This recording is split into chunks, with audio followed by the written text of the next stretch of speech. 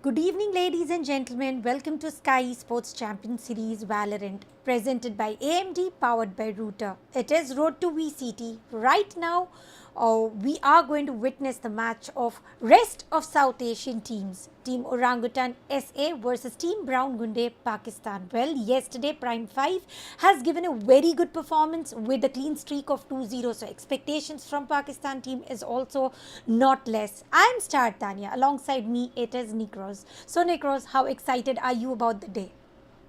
Well, I'm really pumped up about the day because as we have seen in the first day we had in the Skyesports Champions Series, it was the first match of the rest of South Asia region where Prime 5 defeated the players from Bangladesh and they got a beautiful 2-0 victory over them. But today it's the day where Orangutan, a newly formed lineup with the different players from different nations, will actually play together and represent the rest of South Asia region, and they will be taking on Brown Gundays, the teams from the side of Pakistan. But yes, of course, by setting a prime example, we have seen the Pakistani teams. They have got a beautiful caliber to show off in this stage. But I'm really much more excited about what Orangutan has the capability, whether they can make it to a greater start for themselves in this tournament, because this is going to be the semi-finals of this rest of South Asia region, while we will be followed up with the Indian quarterfinals in the match number 2. Absolutely. This is semi-finals and I'm pretty excited about it because Team Orangutan, a very freshly created team. So now the players coming in from other rosters to this rosters, not only the rosters is created right now after the switch, we have seen the tendency of the player also changes, the role of the player also changes. So I would want to see what is Vibhor up to today. Is he going to continue to be the controller, the smoker for the team, or is he going to change his roles for something better, which the team requires? We are going to talk furthermore, but before that, let's talk a little bit about prize pool. And this is the prize pool that we are seeking for, the $30,000 total prize pool of this entire tournament, which is presented by Skyesports. And right now, the first place, the team who wins this tournament, will have the $15,000 in their pocket with themselves, and they will also get a slot for the VCT APAC challenges in the group stage. As well as in the second place, they will be awarded with $7,500 and a slot to the VCT APAC challenges in the play-ins. But for the third place, Tania, there is only going to be $3,000.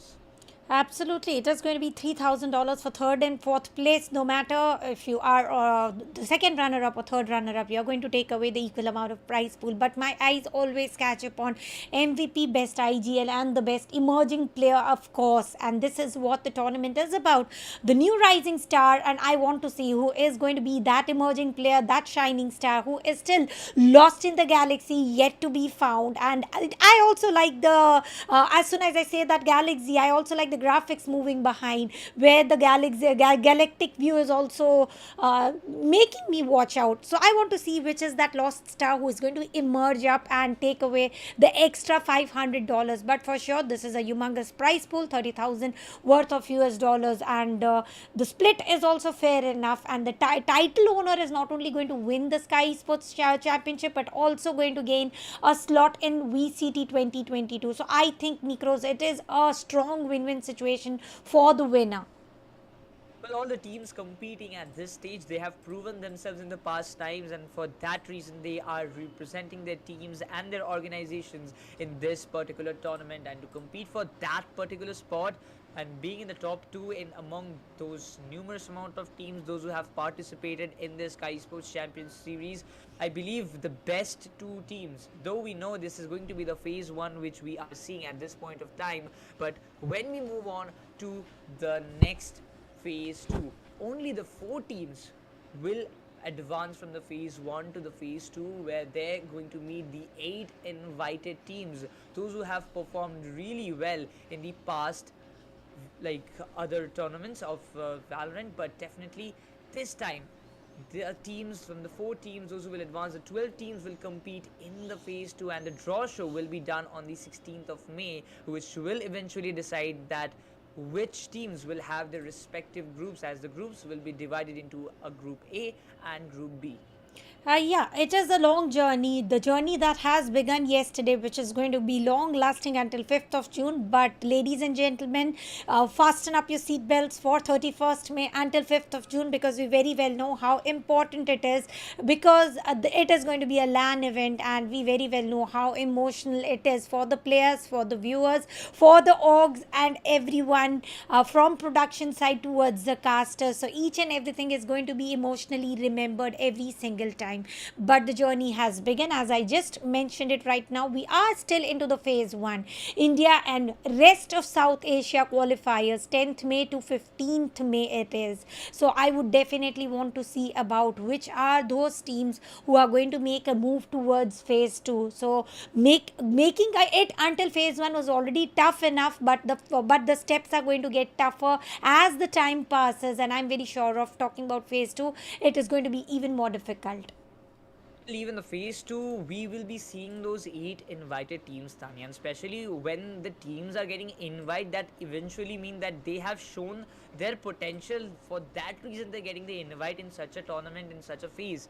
And from there, only some few teams, if I'm not wrong, only 6 teams will be advancing to the phase 3 of this LAN tournament, the grand finals, of course, which will be starting from the 31st of May to 5th of June. And eventually, it is going to be a LAN tournament. And when the LAN comes up, the 6 teams, those who might advance to that phase 3, will eventually get a chance to have that LAN experience and play in that LAN environment. When the pressure comes up, and in that LAN environment, you have to win that title of Skyesports Champions Series and get your slot booked up for the VCT APAC. But the 2 teams, I believe, which might go up will be the best in the business at this South Asia region. Yeah, they have to put up the best of the show in order to qualify. And may you win or you lose, but you always tend to learn. So I'm very sure of the team who are not going to qualify. They still have a room of opportunity to level up their performance during any next tournament organized by Skyesports Championship Series. And here we go ahead about the map veto between Brown Gunday and Orangutan. Gunday typically means criminal in English language. Let's see what are they planning to do. But right now what we are seeing is Fracture is banned by Team Brown Gunday, Heaven is banned by Team Orangutan, and Split is banned by Team Brown Gunday again. Breeze is banned by Team Orangutan. We have got 3 matches to witness, which is going to be Ascent, Icebox, and Bind. Well, we see Ascent as a friendly map, as we have mentioned in the previous day as well. So both the teams will have a 50-50 of advantage we might see in the Ascent map. But Icebox, Tanya, we might see some good picks because it is taken by Orangutan, so they will have a better advantage. It might be possible, it might not be possible. We have to look into the matches, then we can only say whether Orangutan can make it up, because in the previous time we have also seen, in the previous day basically, both the matches, it was a 2-0 scoreline where the team who took the first match victory got the lead and won that match for them and eliminated the other one. This is going to be the semi-final, so it's a big factor. Orangutan, will they be able to snatch the victory, or Brown Gunday will be the one to beat up the new made Orangutan? That can be the cause of a downfall for them. We have the question stays the same, but definitely coming to the decider map, it's going to be a bind, and I'm really quite shocked what will happen if this match goes to the decider one. Well, talking about map of Bind, I'm very sure Vibhor is going to stick to his controller side of Brim. But coming back to the map of Ascent, where Orangutans are going to initiate on the defender's side, what do you think is going to be the lineup on the map of Ascent? I personally feel that we are going to expect one of the chaos. Without a doubt, we are going to witness the initiator. And I have a vibe we can expect Sova as well as KO. Double initiator setup usually always works into the best of the forms, and especially if you initiate on the defender side, you get the exact information required about from where is the team trying to protrude themselves, get the site entry, and then plant the spike. Let's see if it is going to be any easier or no, because as the clock is ticking, I'm very sure their heart is also going to beat a little faster without doubt. It is, and Eventually, as you mentioned, that double initiator setup will be very much beneficial for any of the side in the map of Ascent. But I really want to see whether, yes, of course, the KO and Sova factor will work out, but will, like, there might be some chances. Can we get some, like, Reina or say, like, Jet? What will be the duelist pick in this map? Or maybe a Raze can also be picked up any moment. I really want to see which team is going to go for what picks. We're really waiting for that, because eventually by seeing the picks from their side, we might just change up our like predictions that which team might win, though we haven't seen quite games of like between these two teams so far. But definitely this BO3, will it end up again with a 2-0 or might just go on a 2-1? Well, I would definitely want to see a exhilarating match of 2-1 for sure. And for Orangutan, we have got the lineup of Shooter, Vibor, Tesseract, Ghost, and Persia. On the other side, for BG, we have got Demon, Ice, Shani, Goth, Child, and Raheel. I would also want to see about how the agent selection is going to be. And talking about the duelist, I think we are going to witness Jet plays without a doubt. So someone or the other is going to go for those Blade Storms, those dash entries. Let's see those Jets are going to get the team support or no is going to be the matter of question there. Well, we have to see it around, as well as when we move on to Icebox even, Tanya, because you see, whichever team wins the Ascent, they also have to go for the Icebox. So as a second map, when you talk about Icebox, you get to see some like pretty agents coming up, like as of Viper. You get to see of maybe the Sova, or maybe the KO might just be used. Omen will be a good pick for the Icebox as well.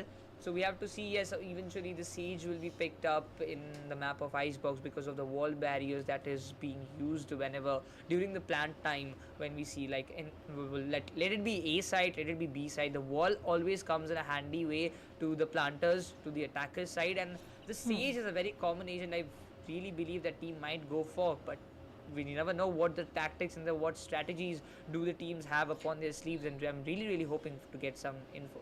But talking about Sentinels right now, I don't see Sage hopping in from either of the sides. We can expect either a KJ, which can be a little aggressive Sentinel to be precise, or the most aggressive Sentinel, which is going to be Chamber. Though now still functioning well enough into the meta, at least the meta that is currently running in phase 1. So let's see how it is going to function on either of the ways. Double Initiator, one Duelist, and one Controller, sure, without a doubt, and one Sentinel. That is how the lineup should be, but ultimately it is going to be the team's decision about how they are comfortable enough to go ahead with the picks, with the choices, because we can definitely make a choice on the map of Ascent about how the team lineup shall be.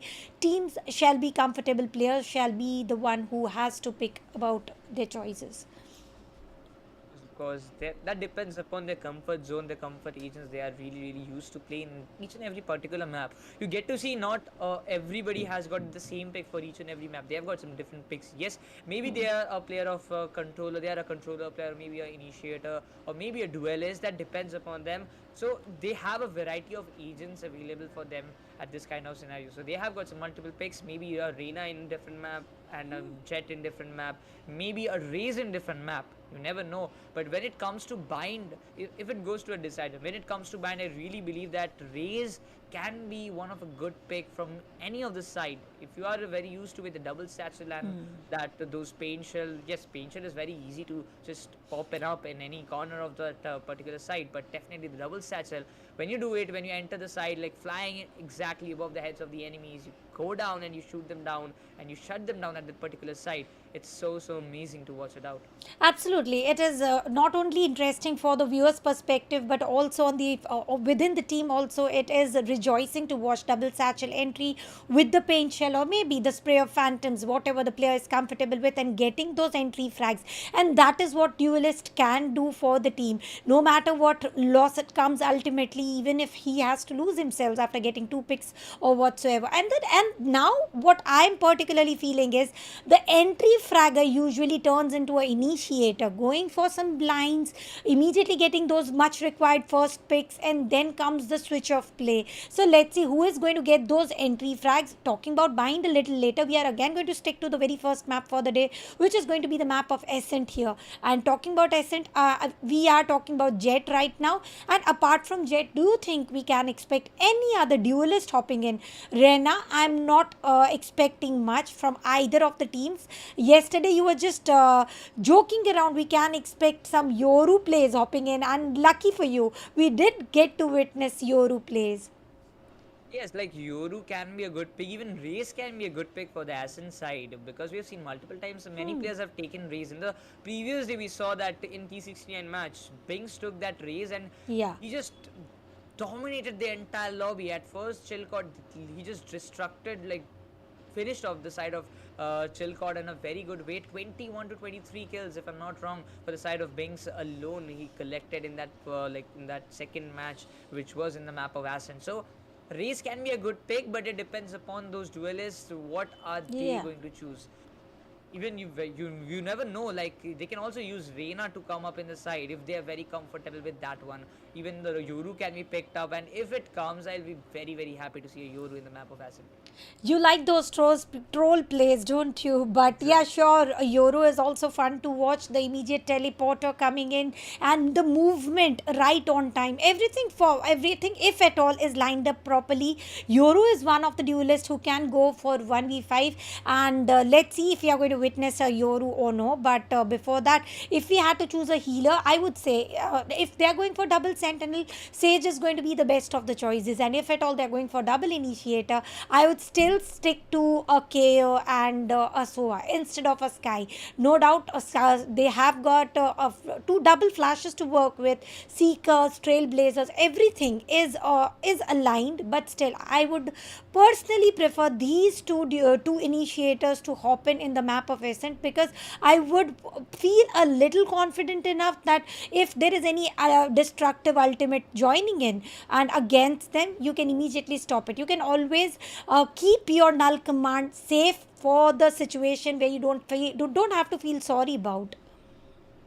Exactly, and I'll go for the same pick as you, Tanya, because that Sova and the KO combination will actually work out. One is going to get the intel, another one is going to shut down the moves, and especially the ultimate coming from the side of KO.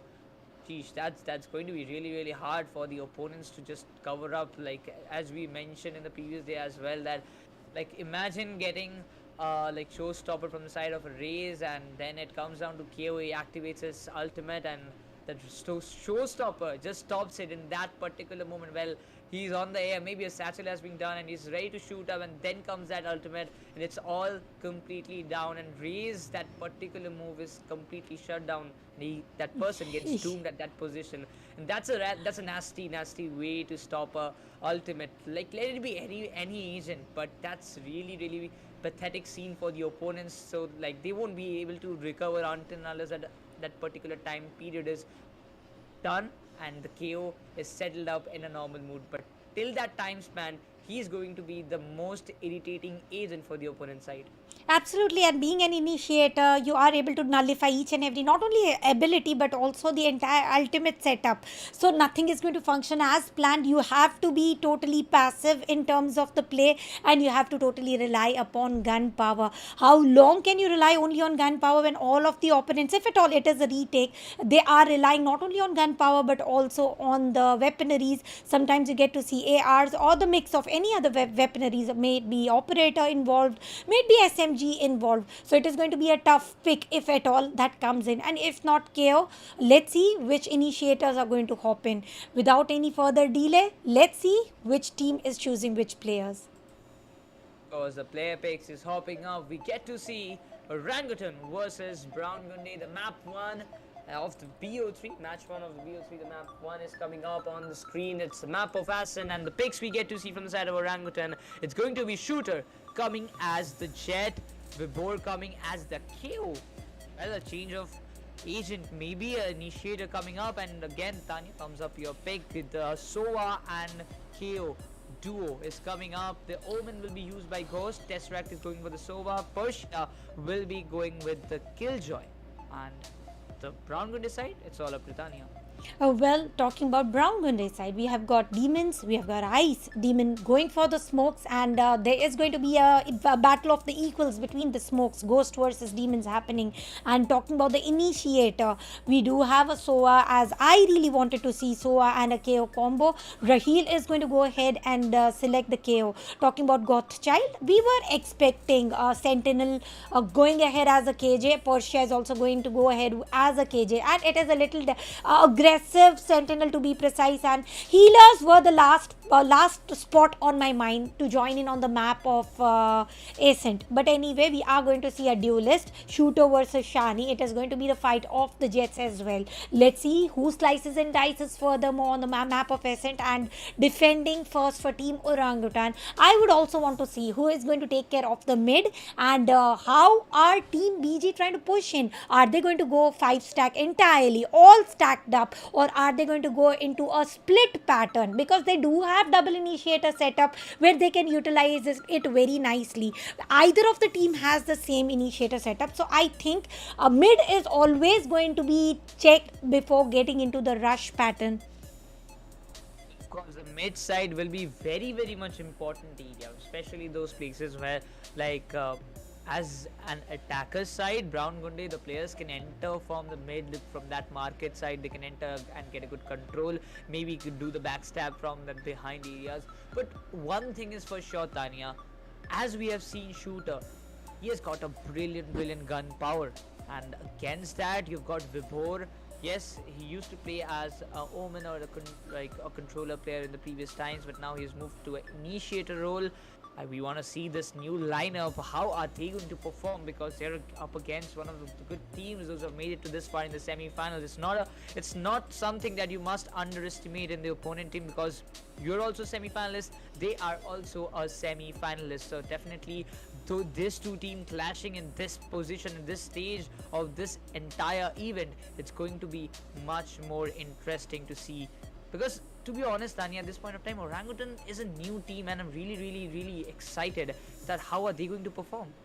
How are they going to perform? How are they going to move in? Is going to be one of the key questions to work out with. And talking about the players right now, let's see how are they willing to play. Is it going to be because yesterday we did witness a team going into the starting on the defender side, but we were much more aggressive than they should be. But talking about Orangutan in particular, I don't see such a aggression hopping in immediately. They can go into first front foot up as and when required, but personally I don't see that they are going to hop in immediately in that sort of a pattern.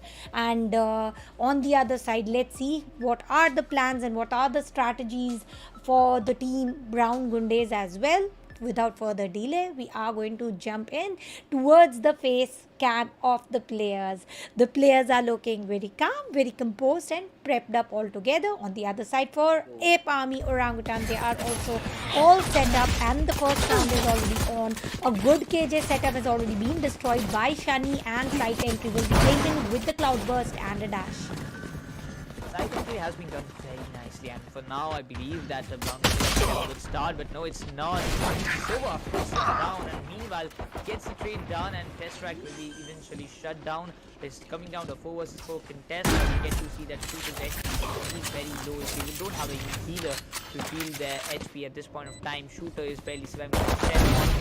He gets one down, and eventually Shooter gets Demon's X down that position. That was really much more needed. God Child is completely paranoid at this point of time. The corner check will be done. Swarm Greens are activated, but eventually the boat Well, the spike has been planted, fake diff is given, and now pushed towards the boat. Does he even know there's somebody behind him? He was not aware. Well, he was not aware still. It is all cool right now, and the very first round going into the favor of Team Orangutan. I liked very flawless entry towards the side. They were able to plant the spike in no time, and then the bodies started falling. Then the casualties started taking place. Somehow the first round going into the favor of Team Orangutan. Many more to follow though, but this round, let's see. It is going to be battle of Spectres versus the Pistols, and I'm very sure Spectres are going to dominate against any of the Pistols. And look at Persia, he looks pretty excited about the first round, and same goes for Ghost. Well, they have got a brilliant round indeed, and they're quite ready. If you talk about like Test Track, he's wearing a mask not to show his face. but definitely the gameplay he has shown us was quite. He got an important pick by holding on the boat area. Vibor, Gross, Persia, all the players are very, very pumped up. You can see the monitors, their movements and fast movement that Tommy is doing, but the A side entry has been done by the players of Brown Gunday. Underhand will be holding by the players of and they're still trying to enter this particular position.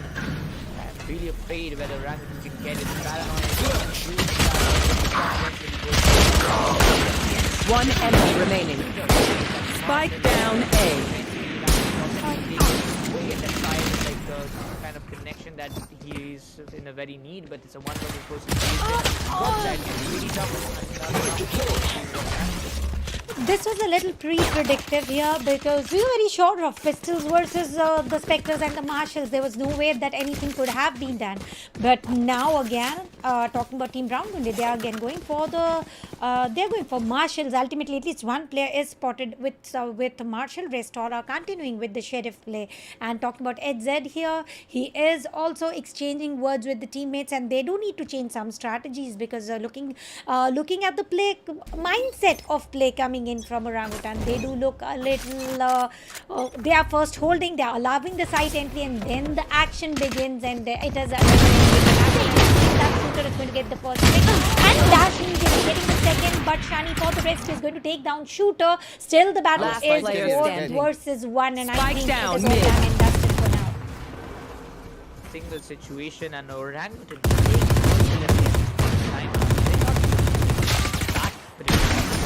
Tomorrow's rest. I'll clean up. Brilliant start. There's Orangutan. You know, they are built up in so small amount of time. It's so mesmerizing to watch out at this point of stage in the semi-finals, where you are competing with one of the most best teams around the rest of South Asia region. 3-0 lead in the map of Ascent. This could lead up Orangutan in a great way, because in the previous times the team is taking the lead always gets the victory done when with that to win a 2-0 scoreline. The curse is going on from the previous day.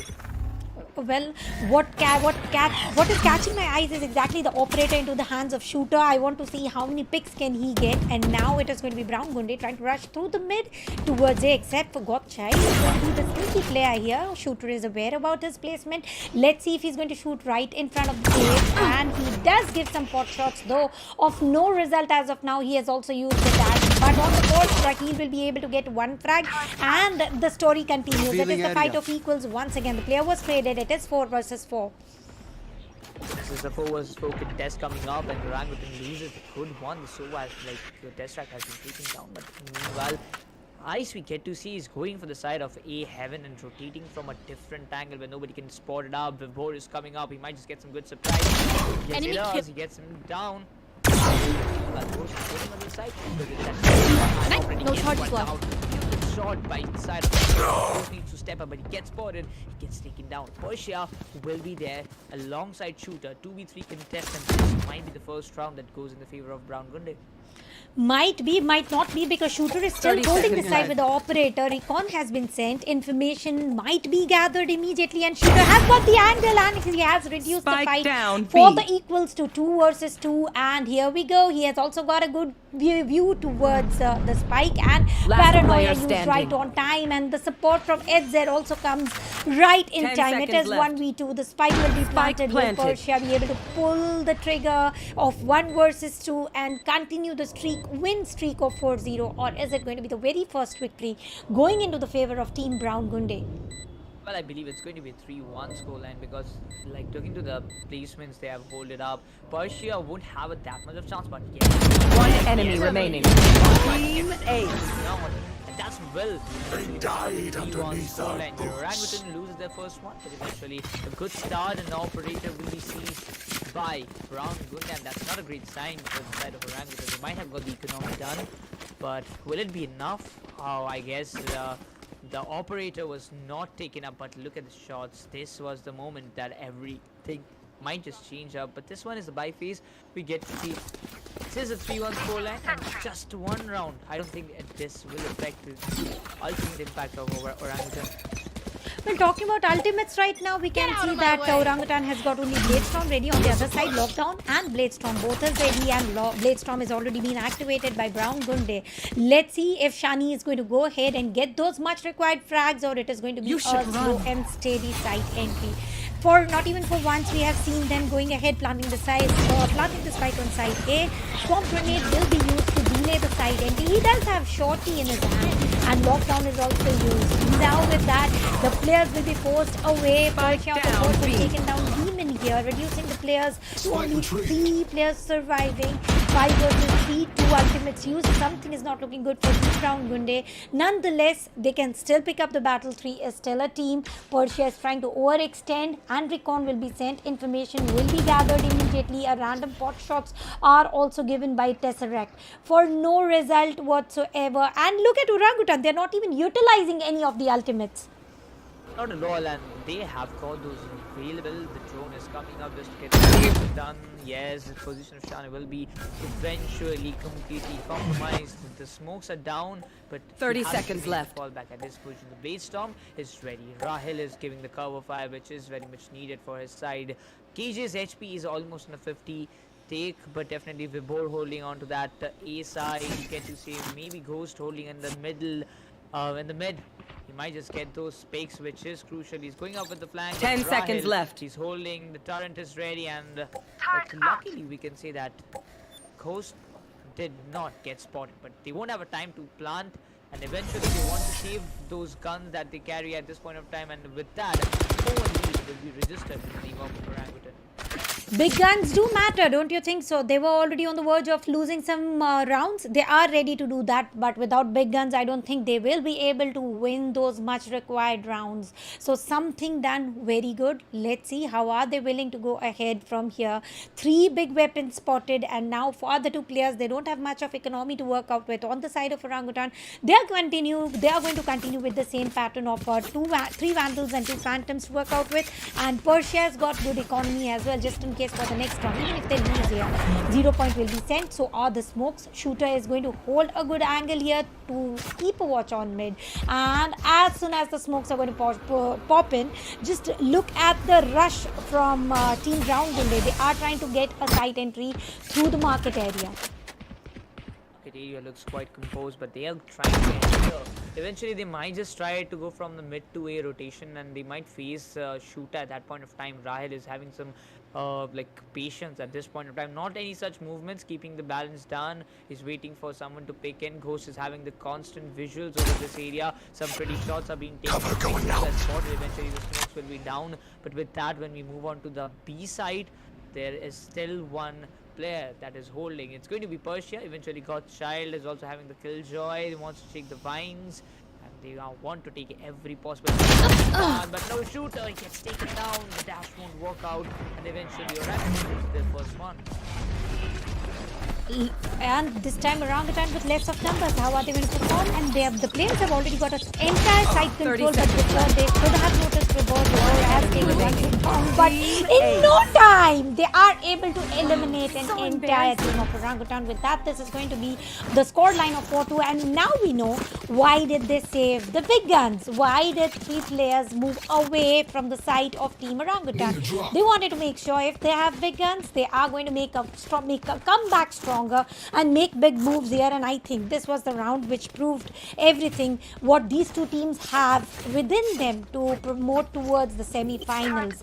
Well, talking about the faces right now, they are looking a little stressed. I'll be very honest, they are not as composed as they look for the start of the day, and as soon as they say that, the round is also initiated. I cannot use that. Deployed in the positions with that Reckon will might be exposed, but Shoot again with that operator. He's quite ready to get the shots done. 1 pixel. He might just made some connection, but no, it doesn't make that connection so well. But Shooter has to fall back. He has to see the B side because he's quite aware that the players are going to enter either way.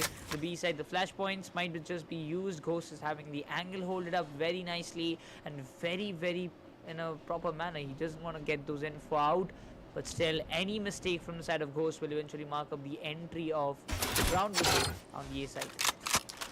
on the entry of A site, and there's nobody within the site to be precise, and this is the exact time where they can go aggressive here. At least 3 stack push should be able to work, and as soon as I say that, it is going to be an entire rotation hopping in with Rahil, null command. Nothing is going to work, but on the course, Tesseract is going to make sure to shut the recon dart, and no information will be 30 seconds will be witnessed here. So let's see 5 versus 5. How's the retake going to work here? Because the spike is already planted, no casualties. Tesseract is still holding the same angle. And here we go. Shooter with the first operator frag. Vibo taking it again. Shani trying to take down Tesseract and successfully has taken him down. The under lockdown has been planted. The 38 people is making a value. They are quite aware of the position, but One enemy remaining. down so well. Shut down as well as the Tara 5 goal and Orangutan taking the lead in the first map of this BO3 in the semi-finals of rest of South Asia region, which definitely this map is favoring. It was picked by the players of Brown Gunday, but eventually Orangutan is making up the difference. They're marking up some good points. They're getting the picks done really nicely. But yes, we still have to see, because like after seeing the last day's match where T69 got the lead, and after that then Chilcod made that comeback, I'm really not certain what's going to happen when the sides will be switched up. Well, expect the unexpected. That is what I usually say for the 5 breathing versus area. 5 battle happening in the Valorant, and it is Skyesports Championship, and this is going to be entirely different from whatever expectations we have. And right now, Shooter getting the flag through that pixel view and dashing away. Godchild has taken down one player. Now it is going to be the fight of 4 versus 3. Will they get the room of opportunity to plant the spike? Because spike is less barren, far away in the near to the mid side, and Shooter is going to take an entire advantage towards the main area. Is going to take second pick, giving a random spot shot. Was not connected though, missed by an inch. That was way too close, talking about. That is, oh, he whiffed it a bit. But that was a really tough shot to get, but Godchild with a single tap, what a shot it was. But eventually they One enemy remaining. still just round and will be securing. Oh my god, this will be secured eventually with a 6-2 score line. Goes. He was the game changer at this point. Indeed, he was the game changer here, but still the round going into the favor of Team Orangutan here. The first frag was taken by Shooter. Imagine he was in the mid, immediately taking a rotation. It was the fight of the Marshal. And Shani was successfully able to take those frag, but then Ghost pushing in, realizing the crossfire was also well set, but nothing worked as planned and decided. And ultimately the round went into the hands of Orangutan, and the 3 ultimates are still to be used. Shooter gets the perfect opportunity. Demon walking right into the crosshair of Shooter through the mid, and I think it has been a deja vu moment several times where he is peeking through the mid and getting those picks. Yes, this is not the first time that Shock he's dart. making that thing happen, but it has been a multiple times. We have seen the Ghost, he needs to step up, and this is the moment. Shani is not having that dash out. He has expired that timer, but for now he has got the visual. He will be getting Ghost eventually. But he gets the board down as well. The 2K comes up, and now I believe Brown will be able to got that opening that he wanted for a very long time. Then now Shooter might be a last hope from them, but still I believe the test track will push away with the Shooter still surviving, and they want to get those things done, dusted while getting all that with that up drop. That has already been started so far. They've got the visuals right. The operator, will it be helpful to get the picks done and dusted for the Done and dusted for the team for sure, because it is going to be 4 versus 2 affair. Shooter, will he go for saving his weapon, or is he going to make sure that he picks up the fight, and he might have to eliminate himself in getting those much required frag, but I think they are heading for the save. Spike has been planted, and the players on the Brown Gunday side are also trying to go ahead and save themselves. But Shooter has got a good angle to hold on to. Nobody is going to make a move from that angle, so he's not going to get any frags, but the weaponries of all 6 players from 2 different teams is going to be saved and are going to be carried forward for next round. 6-3 is the score line, and 3 ultimates are ready for the side of Team Brown Gunday. And the faces are now a little cherished compared to what they were a little while ago, and now the stress lines are also spotted on the face of the players of Team Orangutan. But still, they have got a good lead, to be honest. It is the lead of exact the double, 3-6. Coming back. Like Out of 3-6 charges. is the scoreline for now, but eventually I believe that it can actually change in a very fast instant. It has already just been 9 rounds, so yes, we are still left with 3 more. Determined, but Shooter, he got a bit distracted and got Child. What he planned eventually made it a success. He wanted it to be a diversion, the turret, and eventually got that opening. Shani and we get to see Demon's X. They have got a crossfire set up in the mid. Anybody who comes out of that person will be doomed for sure. But this fragment, can it be the one to deal a good amount of damage and get that opening break, get that crossfire break for the side of Brown Gunday? Well, from the side of Brown Gunday, I think XZ has got a plan to send a drone, but before that, Shani has already been compromised here, and the players are being traded out with only one man standing, and it is going to be the last man standing for Team Orangutan. I think Brown Gunday have come above their settling period. They are now looking very well settled, and Persia has got an operator to work out with. Let's see if he's going to get any frags, because you need to get those exit frags as well. And to the process, he's going to get one at least. Well, that was a good pick indeed. The exit frags are being taken. It might be a 6-4 scoreline, but definitely saving the operator, getting those exit frags and damaging the economy of the opposite team. It's just the plan that Orangutan wanted. They have got some pretty decent lead, and I don't think by having 1 or 2 or 3 rounds lead, but yes, of course, getting another one. One enemy remaining. It is Portia, such the third one down, might go for the fourth, but he's not quite aware. The tackles have won eventually, but Omen is not willing to go for another shot. He has the aim exactly on that pinpoint, but yes, he just gave himself in a bit back. Can I get thanks? Saved his phantom and save the economy of himself a bit. But Calling my bot. now the economy is in a very good, like in such a state of Orangutan that if they lose another round, they might be in a bit trouble.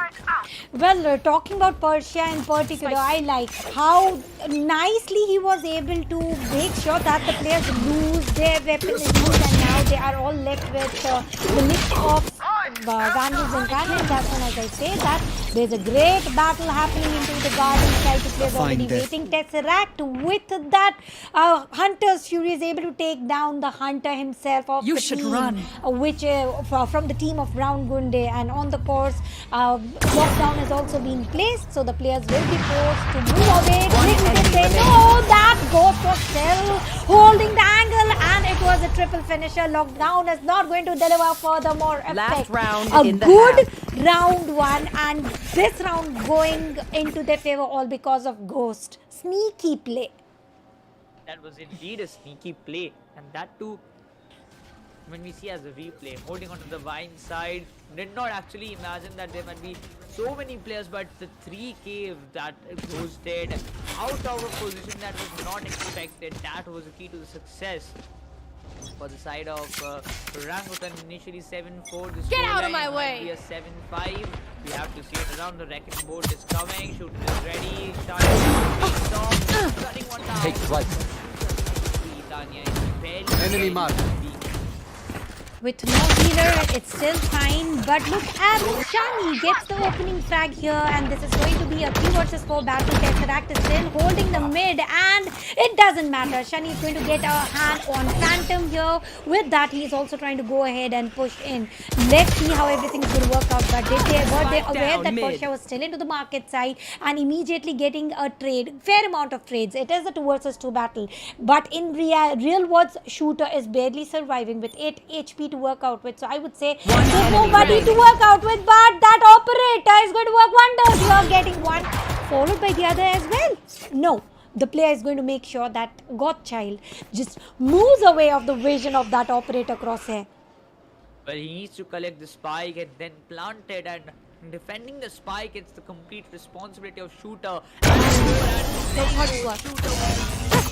Will be getting this final round in their favor, and that's with the 8-4 Switching sides. The side which is and now it's the time for Orangutan to make it in the attacker's side. Well, we get to say 12 solo kills for Ghost and Shooter, Pusha with 11, Vibhor with 8, and 5 for Tesseract. Well, Godchild with 10, Stani with 9, 4 all for Raheel Demzex, and 3 kills for High we get to see. And this is not turning up the way that it should be for the side of Brown Gunday, but if they want to make the difference happen, this is their round, this is the second half they're having. If they want to make the difference, if they want to win this first map, they have to step up right now. They will have to step up right now. Let's see if they're going to step up on the defender side or no, because Team Orangutan has doubled up their lead on the defender side already. And look at the split coming in from the side of Brown Gunday. 3 players on the side of A, 2 players on the side of B.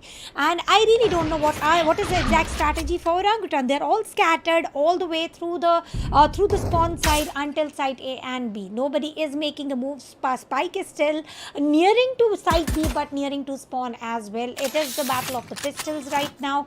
No casualties, let alone casualties. Not even a single damage has been exchanged by far. Time is still ticking, but they do have a 1 minute counter to work out with. So time is a key to go slow, not force themselves with anything. But in no time, they need to make sure to decide about where do they need to rush. They need to decide where they have to rush out. This is the first attacking round for the side of Orangutan. It's 8-4 scoreline, 9 to be deployed. Eventually this one down as well. Bye. But eventually Tesseract will be getting 2 down for his team. Shooter gets another one. But now it is down to the and yes, with this 3 to complete a 5 versus 3.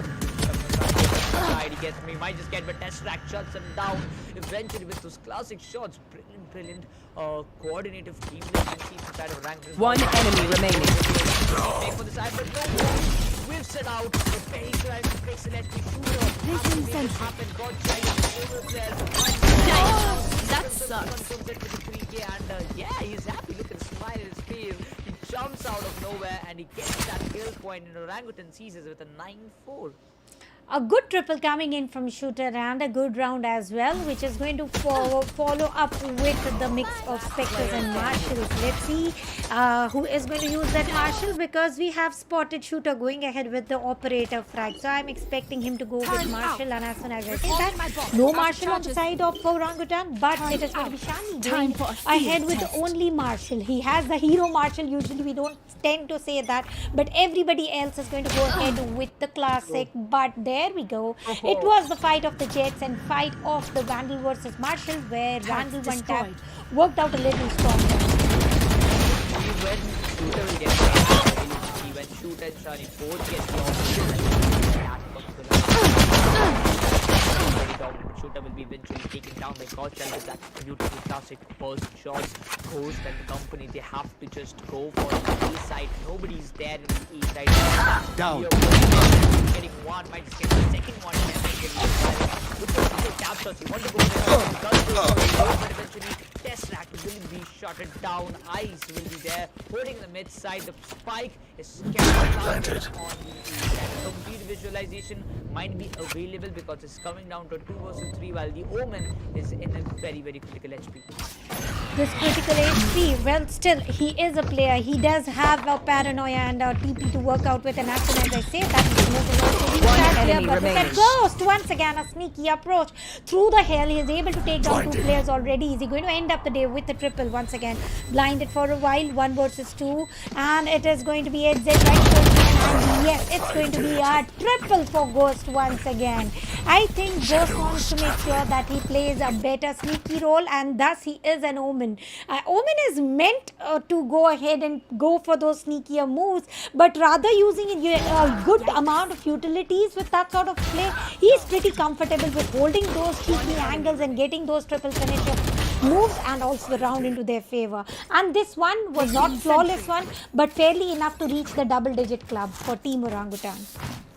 Orangutan is having a brilliant start. If you talk about Shani, he's got a hard buy for himself, if I'm not wrong. He's got some Placing alarm bot. utilities. The alarm bot will be set. The paranoia hits Godchild at this particular moment. They want to enter the B side. Revealing As fast area. as possible, the Reckon Dart will eventually be deployed.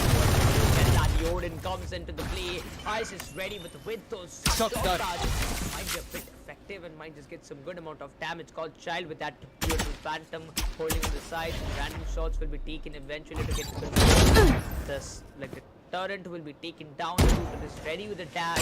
He wants to hop into the fight right now. Blocking but sight. still holding. They have got the entry. Maybe the swarm grenades can be the X factor at this point of time. The alarm bot has been already used, but eventually Shooter, he has got the entry in the B side almost. Well, almost is Bomb not going grenade to work. Yet entering should be the precise word. Let's see, will they be allowed to get the flawless entry though? The players are looking a little extra committed towards side A now, making a move. Except for one player is going to hold a good angle. Rahil already has that angle in control. He might be able to get a double frag. But before the frag hops in, it is going to be a lot. Smoke, smoke grenade. That forces players quite too far away. Vibor is going to take down Shani. But look at Godchild. He also had a good angle to work out with. He's going to take down one player, and now the all action coming in from Shooter, taking down one to reducing the HP of other player. It is the battle of 2 versus 3, and Shooter is going to go for that precise aim of headshot. This is going to be the X factor. Shooter has got what he needed. The Reckon Dart just gives out the tap. Turrets out. Reveal Shooter will be eventually taken Right here. down, but it's completely down to One enemy remaining. Goes another round for the side of Orangutan, and one more round away to get into the match point and secure this map for the side of Orangutan. One step away for the match point, and I like how he picked up the Odin and then again dropped it. He doesn't want to go with the Odin play. He's fairly comfortable enough with his basic hell controlled play under the heaven. He's holding a good angle. He's giving those much required action, taking up those frags. Finisher frags, because finisher frags are also very difficult to achieve, as difficult as the initiative frags. And now it is going to be a recon dart being deployed, and there's no information, at least not yet. Not yet so far, but Shooter, look at that position. Way too close, He might just get someone complete damage out of it. The smokes will be initially done, but he got a brutal and damage to the whole side. Goes taps and gets it down. Eventually gets 3K down in a One enemy remaining. Gets that. Vibo gets one. Another one is taken down. Shooter wants to get this kill point. He needs this one.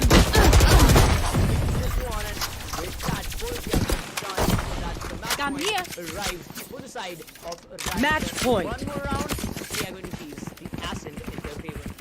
They are nearing towards easing into their favor. Let's see how flawless it is going to be, because 2 ultimates are already ready from the Shadow and Bladestorm.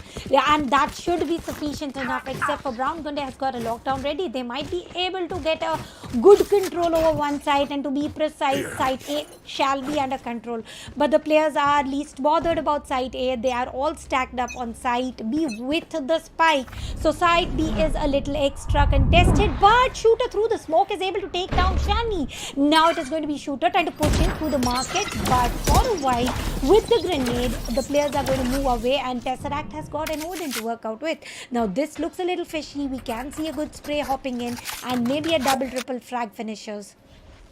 Well, Orangutan, I really see, after seeing this match and the play they are doing at this point of Tania, I really believe that they can be one of a good team to contest any Indian region team. But Shooter's already got the position, got completely, but Shooter, he has got 80 tag on himself.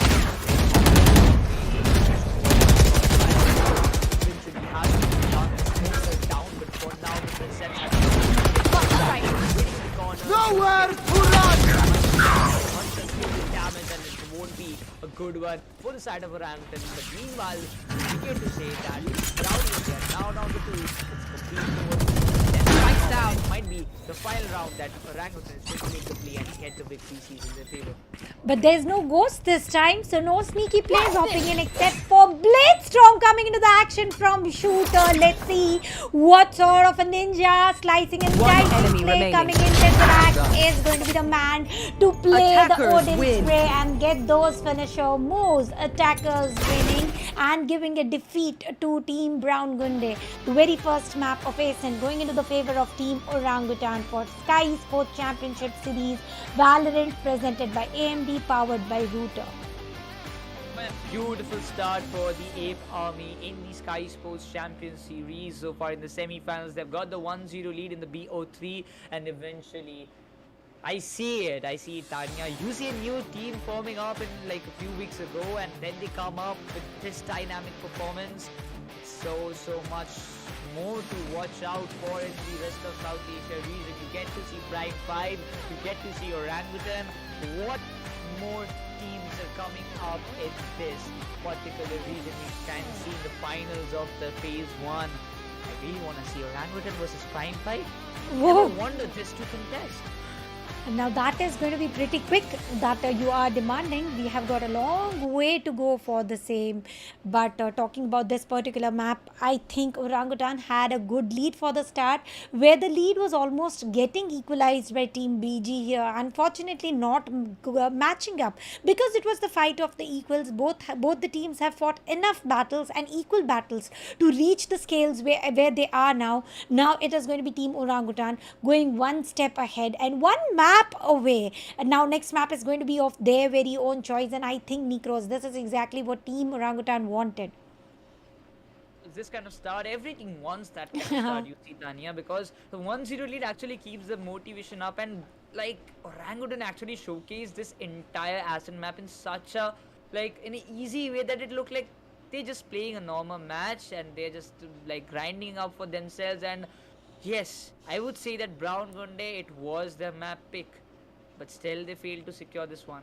Next one, it's going to be the Ice Box, which was picked by Orangutan. So I believe Brown Gunday, you better be aware, because if Orangutan have chosen the Ice Box, there might be some pretty reasons that they are going for that.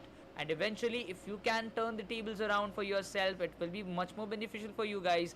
But if Orangutan wins that one, they're going to win the semi-finals on with the score of 2-0. Let's go ahead and check out the highlights of this map about how they initiated the battles and how they were on the verge of finishing. To be precise, it was clean sweep until the score of 3. This did feel like for a while that 1 versus 1 duel was doable, but then the positioning of Demon was never revealed, due to which they were able to procure the scoreline of 3-1.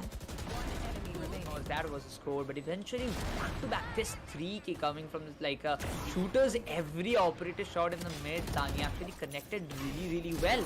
It doesn't there was not a single time, I would say maybe one time we can see that he whiffed with one shot, but eventually he got multiple shots stuck in that particular long side of the mid, where the attackers were brutally taken down one by one, and beautiful presence of mind in the gameplay from the side of the Ape Army. And this 3K, that was worth to watch out from the side of Persia, and I really wish to see some more operator shots from his side. Well, talking about operator shots, I have got much to talk about Ghost, his positioning and his triple frags. Every single time he was holding a good angle, where he was under the heaven sometimes, near to the vine sometimes, he was able to procure those triple finishers. Somehow, somewhere, everything worked into his favor, except for the final round, where he was taken down first. And this Ghost's play with a triple finisher once again, I think he was very secure about, he was very sure about getting those much required finisher moves, getting those much required immediate frags, and that is what exactly Team Orangutan wanted. Exactly, to be honest, I would say that Ghost, he had that positioning, and every time his team needed him to get the frags, he was getting those 3Ks and 2Ks done very nicely without a single major mistake. But with that, when you see around this last shot, I was really I was laughing in the back when I just saw that particular shot because Shooter wanted to finish it off with the Blade Storm, but eventually, Persia did it with that Odin. So he got that one hold. But talking about the match summary, we get to see Orangutan with 13 and a 4 score line in this first map of this BO3. Eventually got a great start. And Shooter with just 20 kills for himself with a 322 combat score and 2.50 KD ratio. There's nobody to match up to the kill points of what Team Orangutan Shooter has procured. Thus, the MVP for his team with the average combat score. And I would appreciate the KD for Ghost is also 2.5, except for his combat score is 295. And on the other side, if you have a look, there's only one player who is Goth Child who was able to procure 1 KD. Beyond that, each and every player is below 1 KD. And look at Raheel, not even able to match up to other teammates. So somehow they need to level up to win against Team Orangutan. They need to make sure that each player at least goes for the 1 KD. That is the basic requirement to go ahead and at least fight for the equals instead of going ahead and just waiting and watching out for the slow battle. Let's see what are the change of strategies hopping in.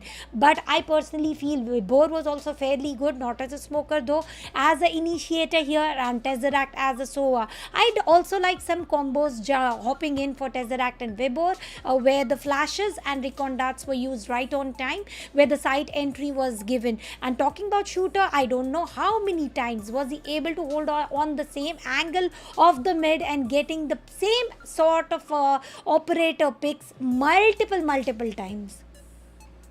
And at the same moment of time, when we just see the operator's shots were so soothing at that point of time, and I really wish that I can get to see more in the map of Icebox as well, though there are some more or less chances that we might see or we may not see, but still we will like to know that can we see some more op shots or maybe some of those bolt actions in the map of Icebox. And the agent picks, what will be there, Tanya, according to you? What can be the picks for both the sides in the map of Icebox? Well, I'm definitely wanting to see Viper here on the map of Icebox. Without a doubt, no second opinion here. Let's see what are the players willing to play. But I want to talk a little about Persia here. Last man standing, left the side control A where the spike was ticking. He wanted to make sure to get those much required exit frag. Also saved the operator for Shooter and was able to take 3 frags. Now I think that was very much interesting from the side of Persia, holding it onto a good angle, and he was also very nearing towards the crosshair against Demon, but Demon did not move a step ahead. If at all he would have showed a pixel of himself, I think it would have been though the round 1, but the ship would have sunk. And I think it was good enough to destroy the economy once again. Even after winning the round by 4 players surviving, at the end of the round they only had 1 man standing, so ultimately it was only 1 AR saved. But on the side of Persia, operator saved with 3 exit frags. Of course, that particular 3k with that operator was so he actually did that damage to the economy what he wanted to do. He wanted to save the operator, but he got those free kills that he wanted even also. But still, let it be like that. Eventually a good victory coming up from the side of the Ape Army. A good start indeed in the semi-finals of Skyesports Champions Series, rest of South Asia region semi-finals. But let's see what awaits in the map of Icebox, because I believe a comeback is needed from the side of Brown Gunday at any point of time. If they cannot make it happen, I'm really afraid what's going to happen at this in the next one. If Orangutan wins, they're going to secure the slot for the finals. And let's see if it is going to be a clean sweep happening every single time, because yesterday for the Rosa region it was always 2-0. For the Indian region it was 2-0. Is it going to be a 2-0 continuously happening? And if it is going to happen, will it continue until the night, or it is going to be Brown Gunday who are going to break the streak of 2-0 and they are going to make sure that the score line reaches 2-1 on either of the sides? maybe Brown Gunday, maybe Orangutan, but for now Orangutan is looking a little extra dominant because it is a newly formed team. Apart from that, they were able to excel in terms of performances. There was some switch of roles, let's be honest here. I was not expecting Vibhor being an initiator, but he did a wonderful job there. And Ghost and his sneaky moves, I think he was just about right, and every single angle. I really appreciate the way how much ever the fights were happening on the different side, he wanted to make sure he held on to that wine area, and as soon as 3 players tagged in, one spray was fairly good to entirely shut the team Brown Gunday down. So if this sort of a play is coming in from Ghost, I'm expecting Ghost to move into a Viper play for the map of Icebox. But let's see if he is willing to do that or no, because ultimately it is all about the players, what they choose to do, what they not choose to do. Because it all depends upon them, but at this point of time I'm really excited, because talking about the Icebox, like Tanya, this is one of my favorite maps that I really want to play when I play Valorant. You know, Icebox, those yes, I usually play Omen in the Icebox. That's something maybe we might see Omen, may not, but if I get to see a Omen pick in the map of Icebox, whether let it be from the side of Brown Gunday, or maybe it might be the side of Orangutan, but if I get to see Omen pick and that too in the Icebox, I am really gonna learn more and more things, because you see this competitive players have got so much strats and more lineups coming up from their side in this particular competitive level. So definitely I can just learn some more from them and just can apply in my ranked games when I do play the Valorant. Well, let's see how everything works out. Omen play on the map of Icebox is very doable, though. It is not like Omen is totally negated on the map of Icebox. We can expect on either of the sides, but I'm afraid Viper is one of the key controllers on the map of Icebox, because there's not much of verticality involved on one of the sides.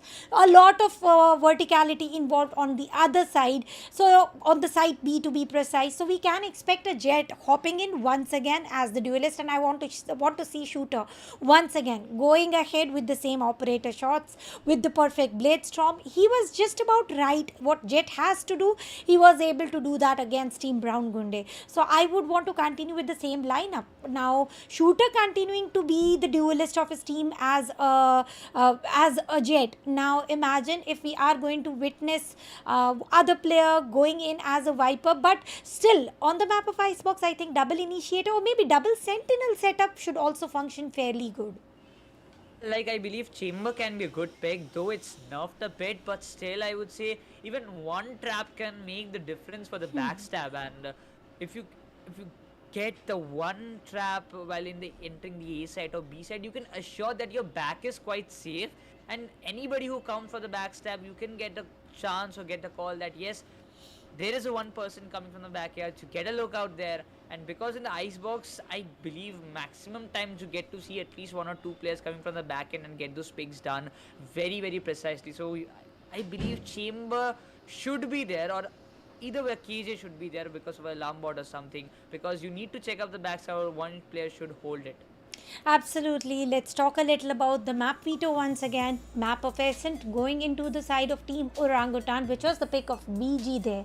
Now it is a time where OG has picked up the map of Icebox, and now Brown Gunday going ahead picking the side of defense. And I feel side B is a little extra difficult to get an entire control for the defenders, pre-plant, post-plant, because there is multiple opening hopping in. So it is a little difficult. Let's see if the control is going to be any easier or difficult. But now again towards the agent selection of Icebox, what do you think? I am expecting a Jet to hop in without a doubt. I am expecting a Viper as well without a doubt. Sage for the tube walls or for the mid can be expected. Sky is also one of the good initiator that we can expect on the map of Icebox. Yes, of course it can. Like, your picks are very much accurate, Tanya. I would love to say that, but definitely whether the player is going to take tactics, that's the question, because they are also used to with some of their agents. If they pick your one, then I'm really excited to see what's gonna happen.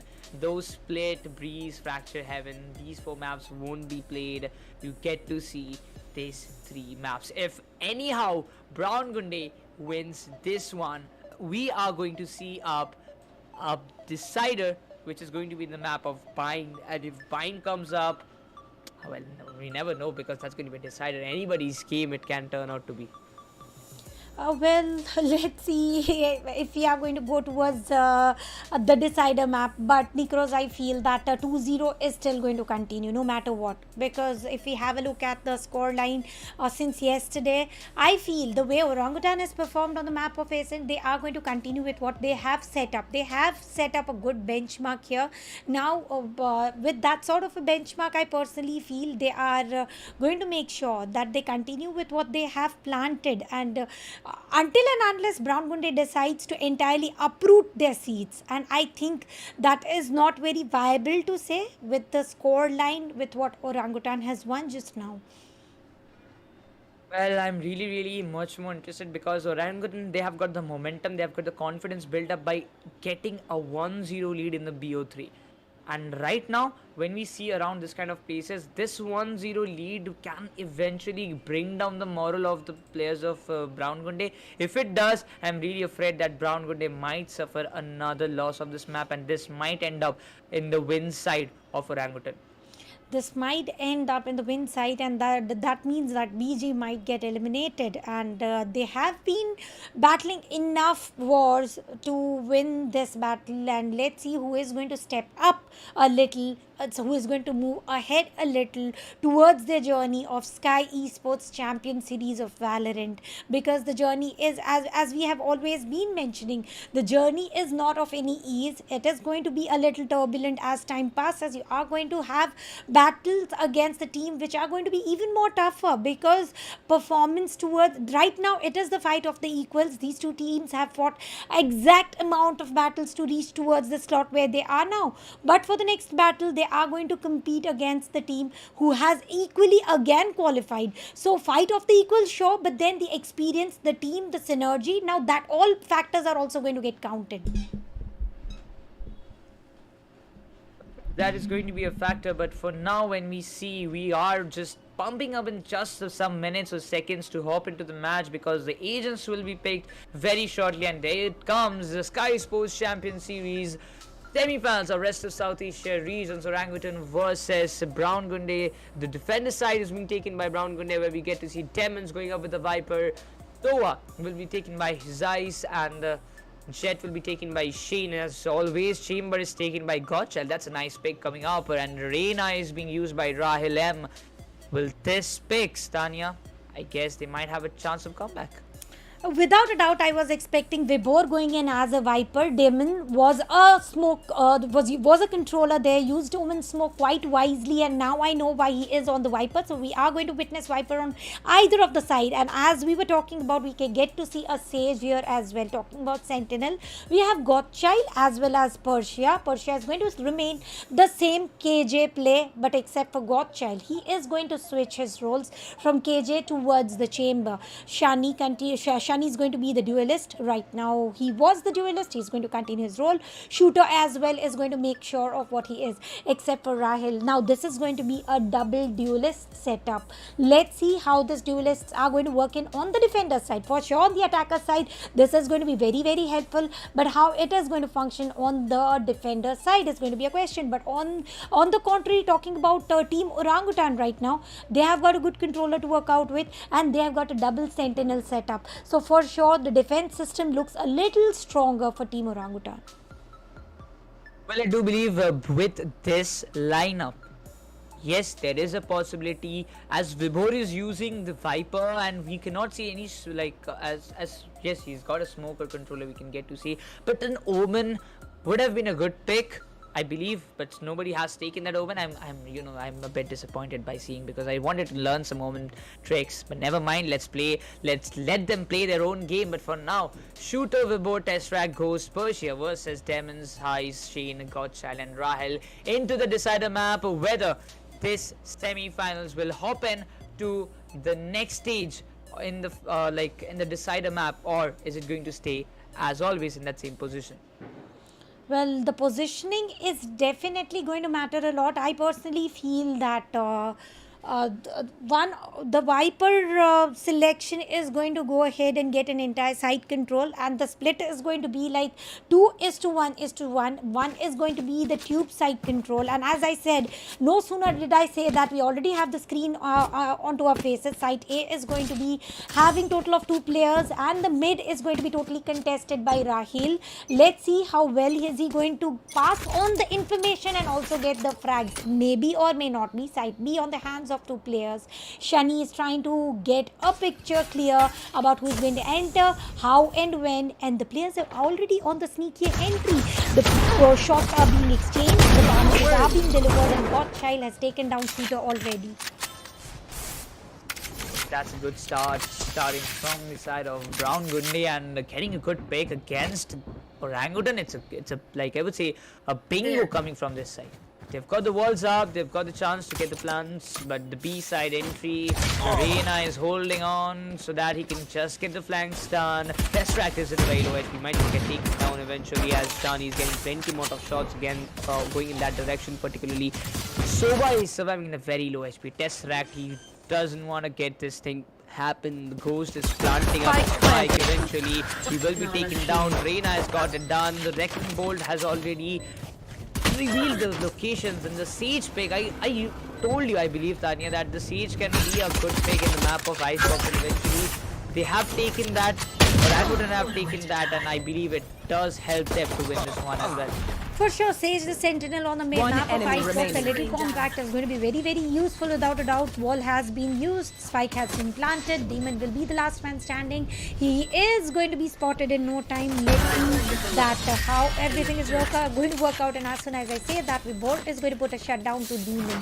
And the very first round going into the favor of Team Orangutan, is it going to be the deja vu moment? That is going to be the key of question here, because we did see this sort of a play happening on the map of Ascent, and there was nothing that was stopping Team Orangutan there. Indeed, it was a great round for the side of Orangutan, where they had the first casualty in this particular round, but still they managed to hop in up and they got those picks done very nicely. But it comes to the buys round, like I would say this pick of Sage actually worked out for them, and especially Ghost using that one was blessing for them. But oh, what a shot by Shooter. He got the Marshall exactly correct on the head. Might just get a second, but no, he won't be getting that chance, and Shane will be punishing Shooter with that opposite Marshall shot. But will it be much more effective, because there's 2 down for the side of both the teams. It's a 3v3 contest coming from the side of Orangutan as well as the side of Brown Gundays, but still this 3v3 contest might turn up in the favor of a 3 versus 2, but they are rotating in the side. He has to be prominent. The Marshall shot is coming. Shane is ready with the pick. He doesn't want to make his connection right, but he gets one down, and with that, Pusha gets the opening that he wanted. One enemy remaining. Well, opening or closing, what do they exactly want is going to be a question here. Tesseract is trying to take the final frag, and he is going to get that one, and the scoreline is going to be 2-1. Definitely, Orangutan had the upper hand. They had the choice of weaponaries in terms of marshals and specters, and they made most of the use of it. They do also have Hades play right in front of our screens. Let's see what is up to his mind. We'll talk about his mind a little later. We are going to move in towards the side split once again. One player on side A. Well, indeed, 2 players on side A. I think Demon is going to make sure that he's using all his utilities and abilities on side A thoroughly. Talking about Shani, he has used updraft and trying to get a good angle to get those finisher moves. Wrecking Bolt was sent and is already being destroyed, and now Viper Ball is going to be used except for player trying to push in. Push also coming to the mid. Godchild going for this back stab. Indeed, back flank would be the perfect word. He goes for the back flank, and the healer is going to do rest of the work. Spike down A. That feeling that Shooter received actually might just work as a golden card for the side of Orangutan Gaming at this point of time. And even if you talk about Ghost, he's got the visuals, right? The only Phantom is holding on that particular area. Rahil is trying to make a good end. He might just go with some pretty shots, but he's falling back again. Orangutan down to 2-man. It comes down to Shooter, and the KJ we see from the side, probably it might be Last player standing. down. Yes, of course, Shooter gets taken down by Highs, and Pusha will be the solo player surviving. He has to plant out. He's got a big role to play. A fake plant was initially, eventually he will be taken down, and the I believe the second round. First round it goes in favor of the Brown Gunday, and a 2-1 scoreline sells up. 2-1 scoreline, a little better than what Ascent had for Team BG here. So instead of 3-1, they are able to win the round where they did not have much of weaponries to work out with. And now it is going to be all about Phantoms, Bulldogs, and 1 Marshal from Shani. On the other side, we are going to see 1 Spectre, 2 Vandals and 1 Phantom. I think that should be able to do the deal right now, if it is going to be, and if at all it is going to be any easier or no. Revealing area by HZ. Eventually, when we see this kind of matches happening, it's a complete intense situation. You see, it's a do-or-die match for even Brown Gunday, because if they lose this, they are going to lose this entire semi-final. So they have to win it no matter what it takes. Like by hook or by crook, they have to get it. But Orangutan, they need this one to ensure their victory in the semi-final. But in the first pick, Testrat gets the opening for their team. Ghost is already planted spike, and with that, the wall has also been created. So for now, we can just say that, of course, Orangutan has got a better hold. There is no backstab coming from the side of the BG, but definitely we get to see that all the players are completely stacked on the B side, and the one player is coming off guard. He might be getting Persia, but Persia shuts him down, and not a single damage was dealt by him. The spike is already planted. 3 players need to come into action anytime now, and as soon as I say action, you do see One more enemy casualties remaining. happening, and in no time, the last player standing for Team Orangutan. Does he have any utilities to work out with? The player is sticking to defuse. It is going to be HZ trying to stick onto the defuse, and it was almost defused, but Persia reaches right on time with that triple. He is going to be taken down as well, but it's all good to go. Finally, once again, the round is going to go into the favor of Team Orangutan. Not very nicely. If at all Persia would have delayed for 2 seconds, the round would have been long and lost. So, like, a single second actually counted a very like the seconds would have counted so much at this point of time. But 3-1 the score, and it's coming up. Ice might have got the top fragging list in his particular team, but right now he needs to step up. He needs to get the round done, and that's the particular mistake I just spotted out from the side of Brown Gundays and the previous one. They were getting the picks, but they were not able to get the rounds in. The position was compromised, and Shoot with a brilliant shot. He got that one down, and he's able to get the second. Yes, he does. Won't get a single amount of damage, and with those pretty shots, the shutdown. The lockdown has been already set. That Ice coming with those shock darts won't have a good amount of damage. Spike planted. Well, it does make some good connections here, reducing the number of players from 5 to 3, but it is going to be a story of last man standing. Well, he is able to take down Shooter with the Sheriff tap, but will he go ahead with the other 2 players remaining? He has got a Vandal now. As soon as I say that, it was the fight of the Vipers, and Demons will be put to shut down, and the round going into the favor of Team Orangutan. 4-1 is the score line. NZ will be the top fragger here. On the other side, Persia with total of 6 frags is going to be the top fragger. Talking about Raheel here, he was having a good angle, getting some early required frags, but not for so long. Ultimately, the players started to fall, and I think that is what the players want. Not only the players should be falling, but also the castles entirely to name their map Icebox. They want to make sure that they own it once again. Let's see if Orangutan is going to own it or no, because Shooter is ready with the Blade Storm.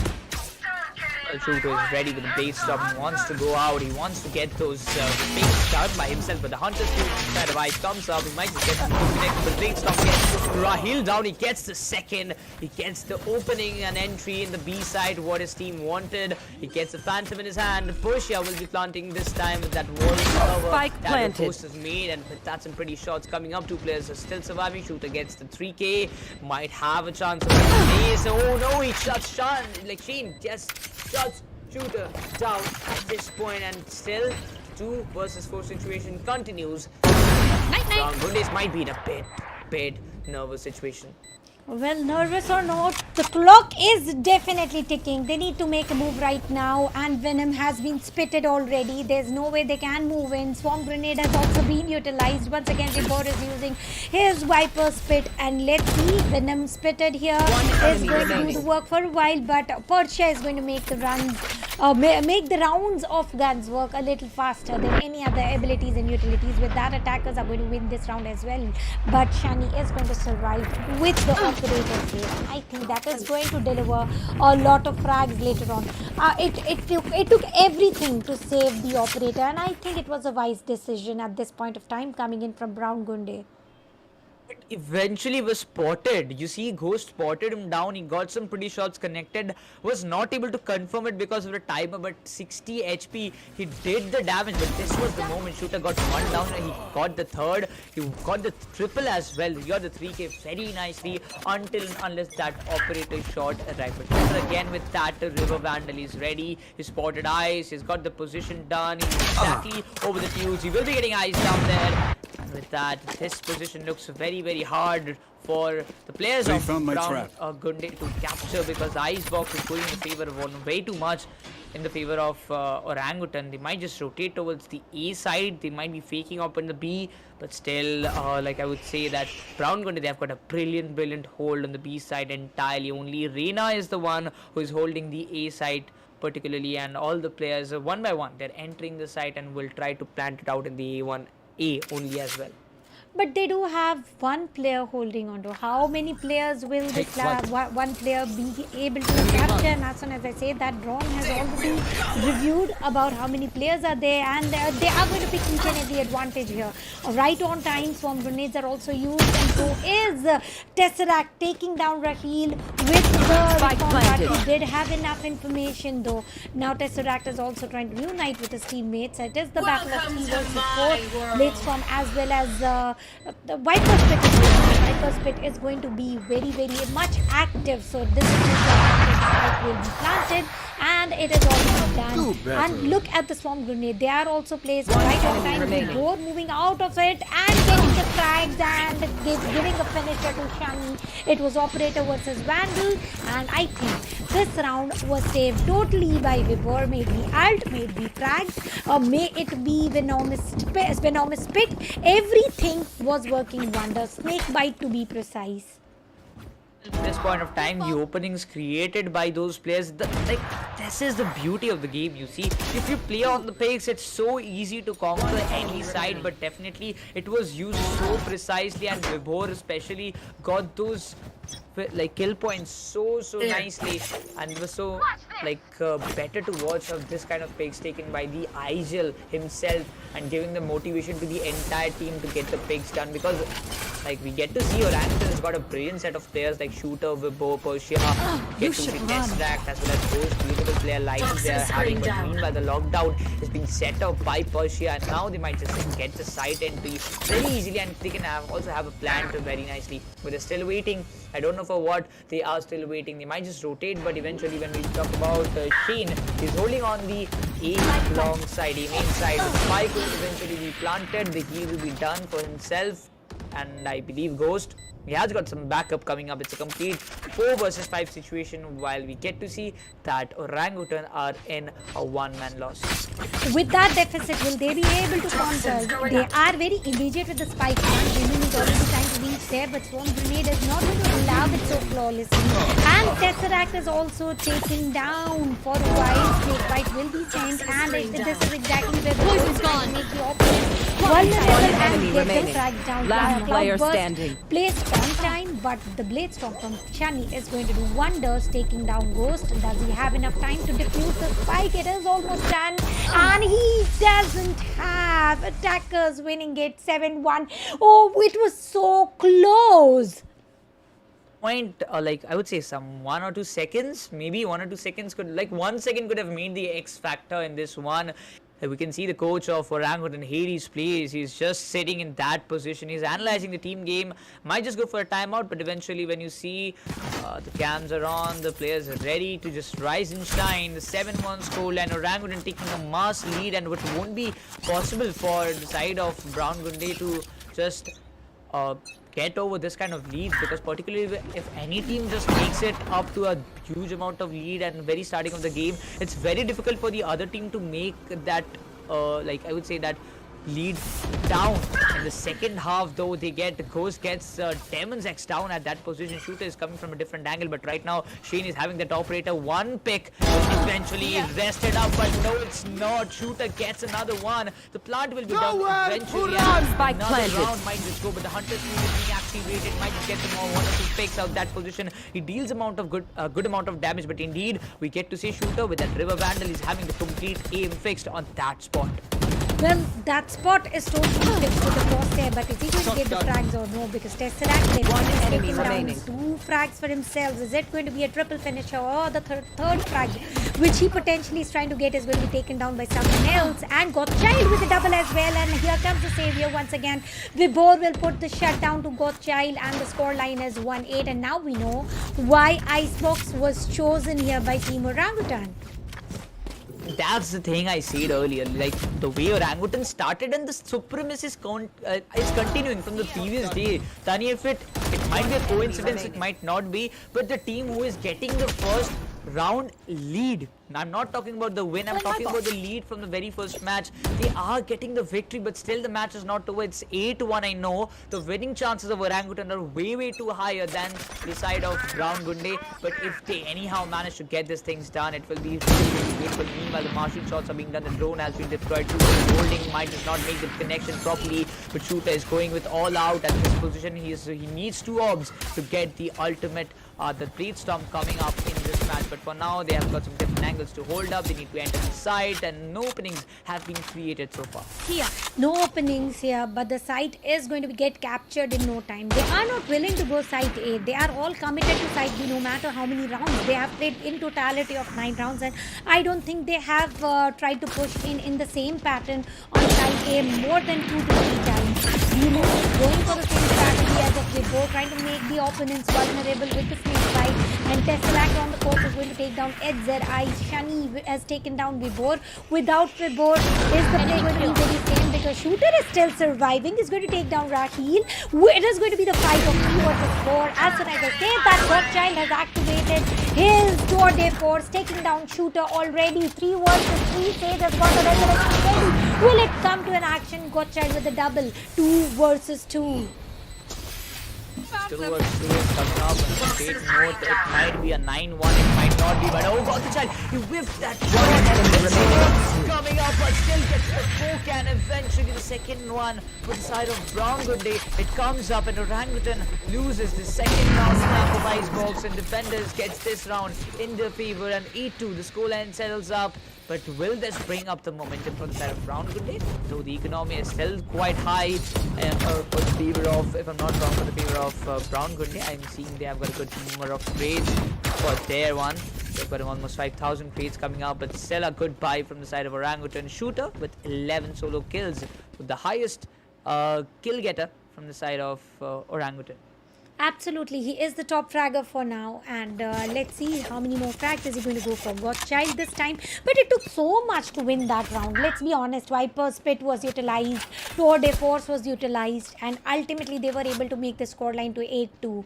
And Vibor is carrying the responsibility of Spike. Guy having a good angle here, but literal 1 HP.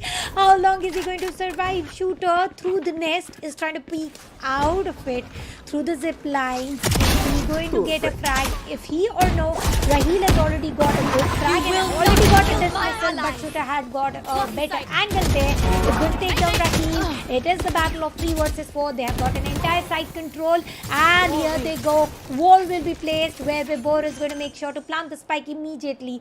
Plant comes in handy. Spike planted. But will the round as well? That's a good question from enemy the side of remaining. you, Tanya. But Tesseract shuts one down. He gets a 2k done eventually really well. But look at the HP surviving, like 1 single HP. It really can't see, and eventually gets taken down. But no, Vibor, that's a mistake coming from your side. No, it should not be done in that particular way. But Ghost with that Sage. It can be a battle Sage, we never know. But still, when you see around, the Shane is barely surviving in a very low player HP. standing. Might just make the connection with Persia. Oh, Persia, will you be able to do no? Yes, it is. He was barely surviving in the 4 HP, but eventually Shane was also in a very low HP, and eventually this round Last goes in round favor of before the Orangutan with switch. the 9-2 score line. They're on the way to the match point. They are not on the way to match point immediately, though eventually sure. 2-9 is the scoreline. Will it go towards the caster's curse or the player's curse? 9-3. But talking about the replay here, Tesseract did have an upper hand in terms of holding an angle, was able to take down one frag, and it was all up to the last man standing. Shani was also destroyed by Persia. But I have a question for Persia. Why didn't he utilize? Neither turrets were used, nor swamp grenades were used post plant. He is trying to save the utilities as well, though there is no deficit of economy. Having said that, the round has begun. Shooter with a brainstorm can be destructive, and as soon as I say that, he's already taken. Shani has taken down a player and immediately traded out. And with those streets actually helped it out, but Shooter came down with the Flame Storm, did not got that effect, but it took some time for like Chamber to get that pick done. Eventually the Tesseract comes up, Rahil gets him down, Orangutan, they might face some backlash. It's 9-2, but that's something. Like, you see that curse is working. I really don't want to like mess it up in that way, but if it comes down to a 9-3, I will be very delighted to watch in the second half. Everybody is going to be delighted because for Orangutan it is either way going to be 3 steps away towards match point. But will the players of Brown Gunday allow it so flawlessly? Demon has got a good angle against Ghost.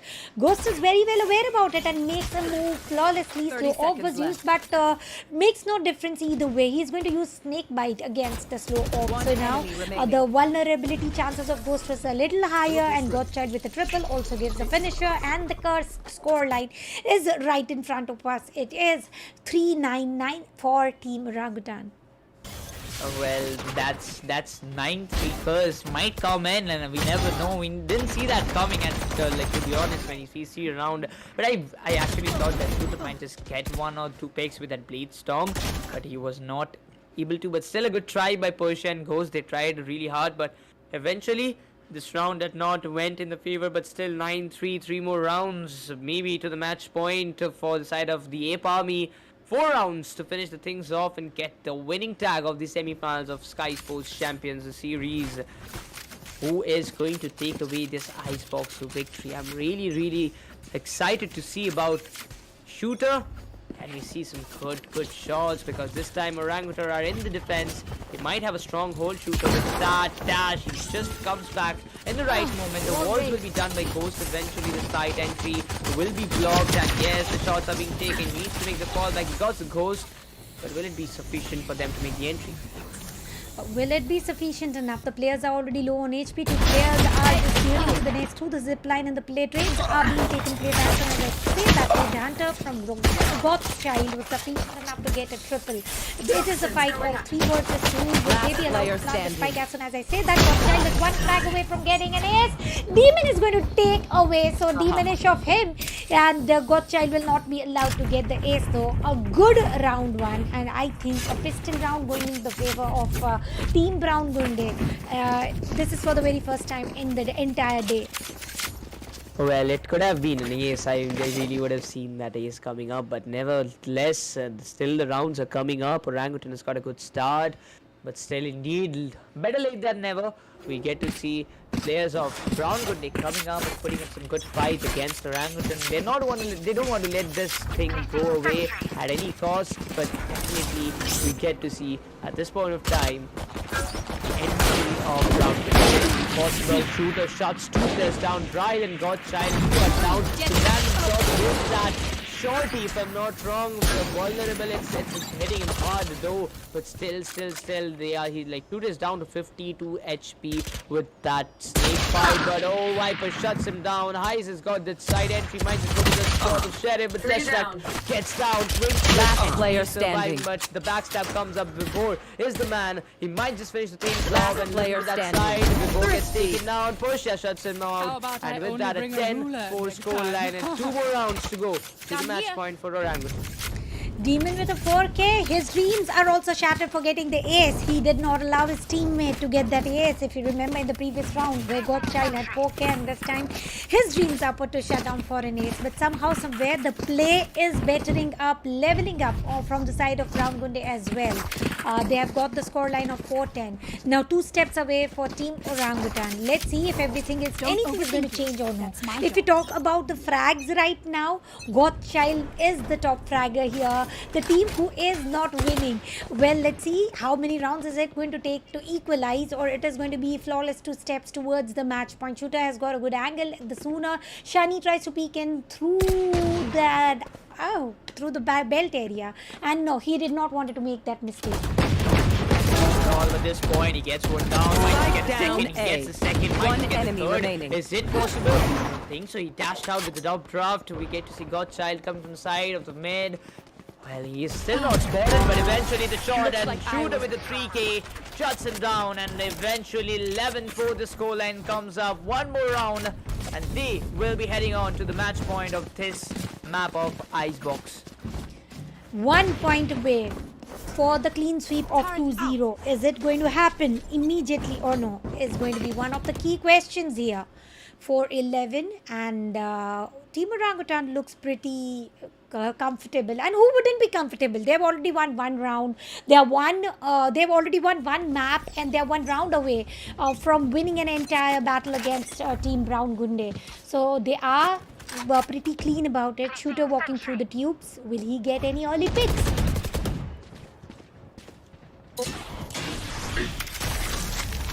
Well, will he get any picks or no? The time is going to show us, except for Shani right now is going to meanwhile the walls, and Vibor is going to take the advantage, is going to put a shutdown to Shani here. It is the battle of 3 versus 5. Of course it is, and eventually when we talk about the 11-4, the scoreline is coming up, and yes, there are 3 men down for the side of Gunday, and 5 versus 3 situation. 1 pick is needed, but Shooter gets taken down. Still the game is on. The snake bite is dead. He's vulnerable. The Viper's fate is on. Like, I believe that is still a very easy stance for him to plant. The ball was not quite good, and it was already broken. If I'm right. Spike is being planted, but eventually the shots are done. Spike is planted. Not really around. They need to end inside. They need to enter the Viper's fate. They have to compete. It is done. Will get the shots. Enemy remaining. Reckon will reveal the positions for sure, but Portia coming up with a backstab will get the swamp grenades done, and eventually have to activate that. He gets the 2 down, and with that, it is coming down to the diffusion part. And I believe it is the match point inside of Orangutan. Absolutely, it is going to be the match point just a round away towards the clean sweep of 2-0. The scoreline is not yet broken. It is going to be the continuation of what yesterday was started, and the teams are still a little sweaty, particularly the player Portia. He does look a little sweaty. He wants to make sure they don't even lose a single round. They want to achieve it flawlessly with the scoreline of 13-4, and definitely you want to do that. You don't want to lose a single round, except for Tour de Force has already been activated from the south side of Gunday, and I think this is the exact time where Shooter is also going to make the most use of his Blade Storm. Well, You want to play? Let's play. Because based on the previous one, he did not got that success. The chain will be eventually shut down. The wall has been made by Ghost. Eventually, Ghost will be taken down. There was a loophole in this one to get the entry, and eventually, Tesseract, Squad 20 Tesseract will be shutting Rahil down. Eventually, got Shooter down. Portia has been taken down by Demons, and it's turning to be a 2 versus 3 contest. This match point is turning. This round might just not turn in the favor of Orangutan, if I'm not wrong, because the man advantage stays with the favor of Gunday. They've got the ADS completely packed up. One shot, he gets down, but eventually Vibo gets the trade. Tesseract will be the solo survivor. They're rotating to the A side, and they might have to plant right now because Chamber is in the backyards. They will need some time to plant, and eventually the plant is being initiated. Some of the shots One enemy remaining. down. There's a 1v1 Spike contest planted. coming up. He just hops out. He just hops out. Tesseract, can he make it up happen? Because Godchild is really slowing in the way to HP. The position is already revealed right now. The position is revealed. So is the shutdown. Spike on the verge of defusal, and I think he does have enough time to defuse it. And the scoreline is going to be 2-0. And right now, the players are very happy, on the verge of celebrating. Some sipping water to again replenish the sweat. Particularly Persia once again. He was the sweatiest one, and he wants to refuel himself with the water, and everybody else as well. What a wonderful match played here. What a wonderful tactics used here, and everything was done just about right from the side of Team Orangutan, and they are the winner of the map number 2 of Icebox for Skyesports Champions Series Valorant, powered by AMD, powered by Router, and presented by AMD. Of course, and with that, the semi-finals of rest of South Asia, the winners of this one stays with Orangutan, but still, what is left in the next stage? Which team are they going to face up in the finals, Tanya? Because I'm quite excited, because rest of South Asia, they've got a different caliber coming up, and we never know that Prime 5 versus Orangutan, if that happens, that's going to be a match to watch out for in the entire rest of South Asia region, because you see 4 teams are going to advance from the phase 1 to the phase 2 and will meet those 8 invited teams, those who are sitting and waiting for this 4 teams to compete among them and get the slot booked up in the grand finals. Absolutely. And talking about Prime 5 versus Orangutan, you really never know if you are going to witness these matches or no, because there's much more on the way during phase 2. We have multiple days still remaining on the side of phase 1, many more teams to compete, many matches to be battled, and who is going to win the war ultimately is going to move ahead towards phase 2, and there the deadlier parts start, where 8 teams are already going to be waiting for the teams who have qualified from here. But yesterday, one of the Pakistani teams, Prime 5, created a benchmark of winning it to the clean streak of 2-0. Today, one of the Pakistani teams getting eliminated by Team Orangutan, where the players are all mix of South Asia region, and they are winning away with 2-0 clean sweep, and this time 0 belonging towards the Pakistani side. So the practices needs to be leveled up with every passing day, with every passing matches indeed. And I really like the way how Vibhor literally changed his roles from initiator towards controller, and as we were discussing, we also got to see the Sage. I think every single time the player was trying to make a move, the wall was placed right on time, the spike was planted in no time. All they had to do was defend the planted spike, and they were playing the time very rightly, and thus they are the winners of the map of Icebox. Actually, the first map which was picked by the Brown Gundays was completely capitalized by the players of Orangutan. The second map of Icebox, which was selected by Orangutan itself, they also completed and capitalized that map in their favor, and eventually by winning 2-0 in the BO3, Orangutan seizes the victory and will be moving on to the next round to compete with the finalist team in the rest of South Asia region, while we are up against the next phase, the next match in today's day, that is going to be the Indian region quarterfinals. The teams will be set up and will be continuing in a very short while, but for now, as we have seen the previous game of Chilcot and T69 in the previous day. Today we have got the 2 set of other teams, those who are going to qualify. That is going to be Lethal Esports and Monkeybite Esports. So 2 teams, they are quite set in the next upcoming match number 2, which is going to be there in today's Skyesports Champions Series Valorant. That is going to be the quarterfinals in the Indian region that I've told earlier. But which team is going to be the strongest side? Because Lethal Esports, they look quite strong. They've got some good players, including in the lineup. But there are some good players as well in the side of Monkeybite. Well, we are going to talk about that a little later. Let's head towards the MVP of this particular match, about how everything went. Brown Gunday losing against Team Orangutan with a scoreline of 4-13, and Godchild had to be the MVP. The way he played as a chamber, everything which was needed. He is the top fragger amongst all 10 players, inclusive of their opponents, of course. And he had the combat score of 355 and KD ratio of 1.5. And in this particular side of Brown Gunday, we are seeing the players did try to level up. Talking about Demons, he had the scoreline of he had the KD ratio of 1. On the other side, Shooter once again went went overboard, went very strong, and he did everything that was required. And I think, talking about Shooter in particular, he is an amazing opper. He is very precise with his pistol rounds as well. He is doing imperfect blade storm finishers. There's nothing that Shooter is missing out on. And talking about Persia once again, well, as a KJ, he has saved one defusal that is still ringing in my head. Yeah, of course it is, and I would say that both the players have played really well, but though we say that the chamber pick for the side of Brown Gunday was a good one, 21 kill points.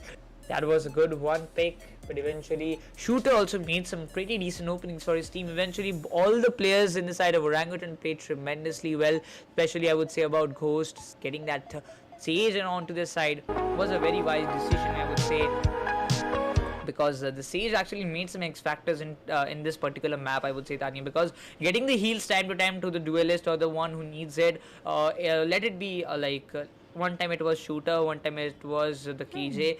He got the heals one by one, and eventually it helped out Orangutan seize the side or get the entry or get the defending side done. It was a complete MVP role, though he haven't made it to that multiple amount of kill points that other players have done, but still the amount of assist he created for his team, the amount of participation he have done for the entire team was so prominent. Absolutely, that is going to be so prominent about it. And talking about Sage, the Sage has to be very supportive. Sage has to be what he has he did self heal, he gave the team support, and I think that is exactly what you have to do, and very nicely, very wisely done. And we are going to be back in no time, ladies and gentlemen. We are going to go ahead with a short break. You also be ready with your drinks and bag of popcorns, because much more action is still due. So see you on the other side.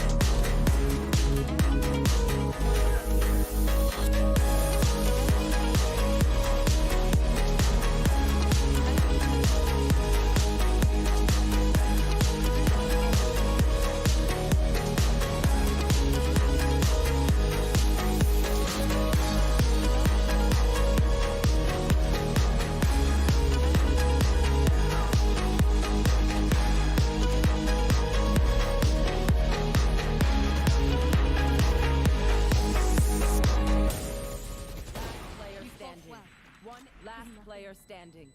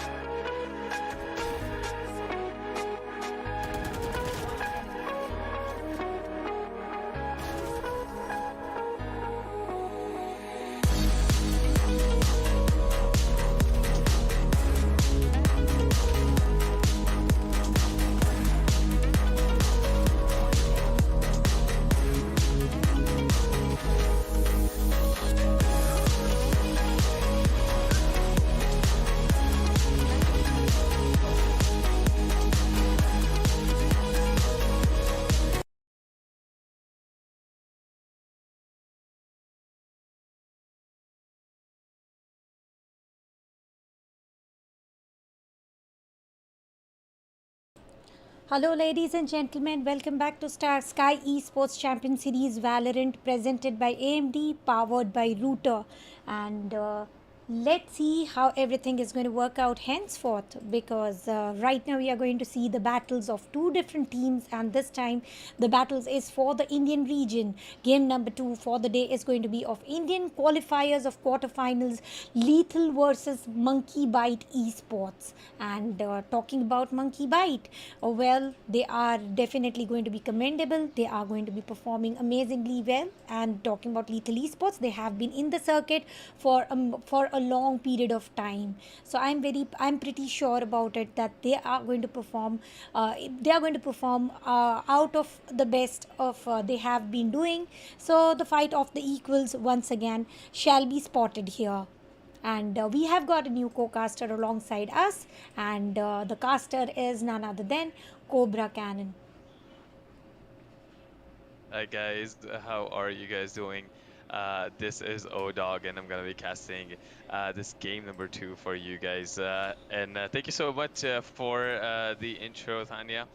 I'm really excited to cast these games for today. And let's see how these games are gonna be going for today. Just want to welcome all the lovely viewers down to Skyesports Champions Series for Valorant. And definitely, I mean, this is gonna be an exciting series for today's games. Absolutely, it is going to be an amazing day, but we are going to talk about a little bit about the prize pool right now. They all teams are fighting for 30,000 US dollars, and the first prize winner is going to take away 15,000 US dollars, and second player is going to take away, the runner up is going to take away 7,500 US dollars. The third place is going to take away 3,000, fourth as well for 3,000.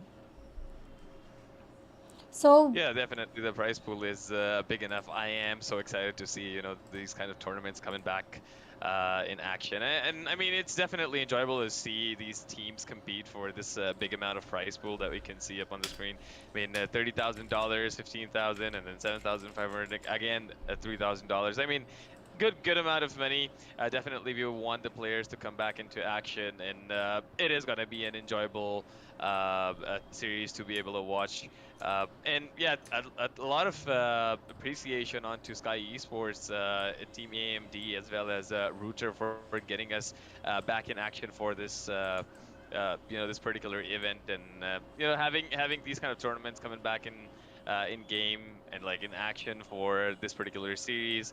I just hope, you know, the best one wins. And I mean, definitely when it comes to FPS games, you know, it's the skill that all what matters. absolutely, it is the skill that is what matters. And during phase 1, we have seen the teams are very skillful. The matches have been about India and rest of South Asia qualifiers, where the scoreline has been very clear of 2-0. And talking about the phase 1, the phase 1 is going to run down from 10th of May until 15th of May. For phase 2, the 8 teams are going to qualify towards phase 2, where the other teams are already going to wait for them. And then this phase 2 is going to run down from all the way of 18 towards 23rd May. Then comes the draw show, where the winning teams are going to get their respective group A and group B. Then phase 3 begins, where the LAN is going to take place from 31st May towards 5th June. Though it is a long journey, but we are extremely excited about the same. Well, indeed, I'm gonna agree to that. I mean, you know, these tournaments coming back and COVID being gone and back to this LAN action is gonna be something that we all are excited about. I mean, good things take times, and definitely the offline tournament is something.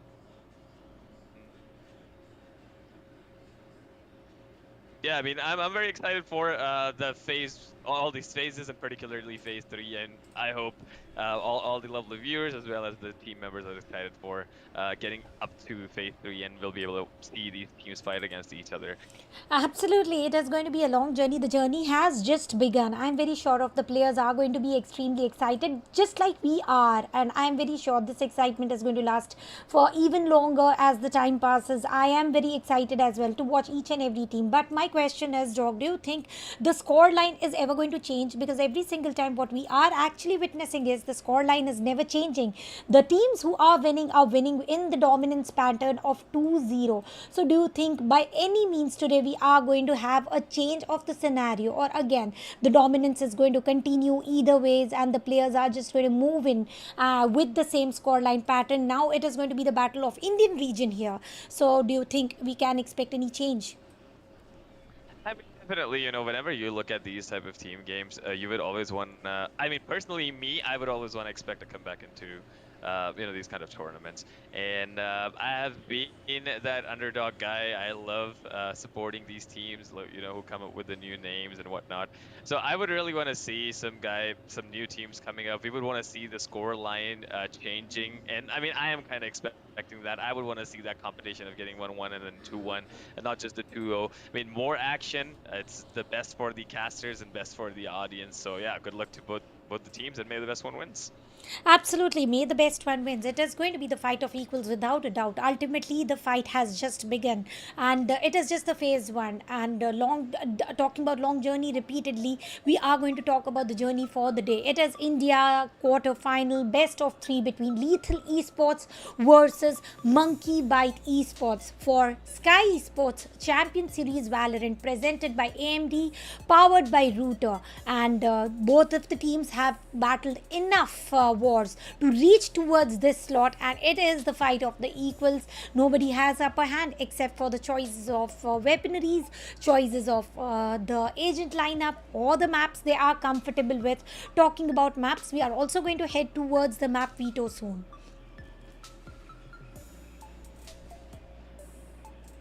Yep, I mean, it is going to be exciting, and this is something that we all have to look at. So we have Team Lethal versus Team Monkeybite, and like you said, we would want to. I mean, you were asking me if there's going to be a change in the scoreline. This is definitely something that, you know, Yeah. I'm super excited to see what is going to happen in the coming up matches. Talking about the current scenario, I'll be pretty honest here. Monkeybite versus Lethal Esports going for the map veto. Ascent, Heaven, and Split. Split is not yet spotted here on the Indian qualifier stage, so I'm pretty excited to watch it about what new strategies are going to hop in. Except for Team MB, Monkeybites have banned the map of Fracture, and Lethal Esports have banned the map of Icebox. Breeze is banned by Monkeybites, and again Bind is banned by Lethal Esports. Talking about Ascent, one of the most comfortable map to play, one of the most immediate decisive map, because here we cannot say, this is the only map, dog, I personally feel, where you cannot say that that one attacker's side or the defender's side is going to get an extra bit of advantage, or they are going to over dominate. Yep. Either of the side can win away the rounds. Yeah, I mean, for the side, if I talk about the map Haven, I mean, particularly on my personal opinion, I have always hated to play the map like it. I mean, me being a Valorant player, I have like the least amount of win rate on that map, because the map is quite big, and like you get to see these 3 sites to get the spike planted. So I mean, we have to be very cautious in terms of which team is going to be faster to be able to get onto those team fights. I mean, it is very much attacker-based map that is 3 different parts of this particular map. So I mean, let's see what's going to happen in the map of Haven as well. Absolutely, we are pretty excited to see about what is going to happen in the map of Haven as well.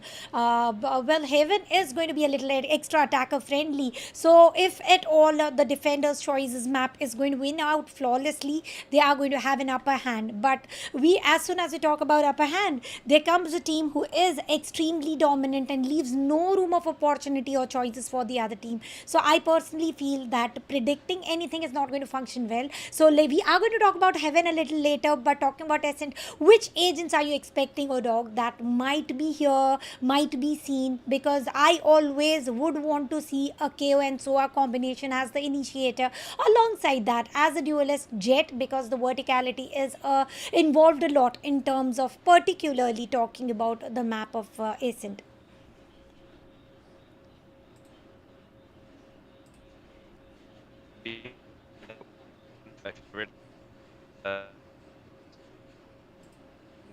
would really want to see kind of combination.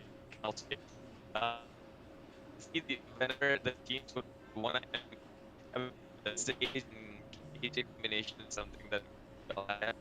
So I mean, I personally would like this is going to be something we have to what they're willing to.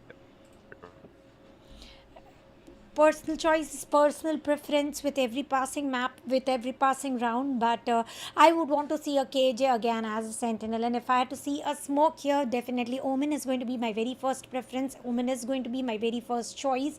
Let's see if that is going to be the case of scenario or no, because if we have a look at the current situation, everything might function, might not function as and when, as and how decided, but the teams are ultimate deciders about what they are comfortable with, what they aren't comfortable with. So let's see the agents pick as soon as everything is going to work in, as soon as everything is going to work out. So yeah, this is going to be the a match to watch out for in either ways.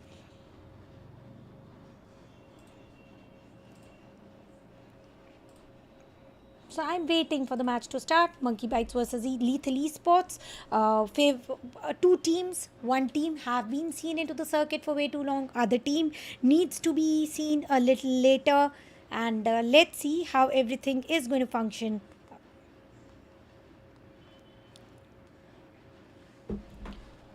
Well, as soon as I say that, we do have a lot to talk about the teams as well. Lethal Esports, they have got a little bit change of the teams, little bit change of the players, and they are doing a commendable work in terms of the switch of the roles, the switch of the players. They are doing everything that is as and when needed.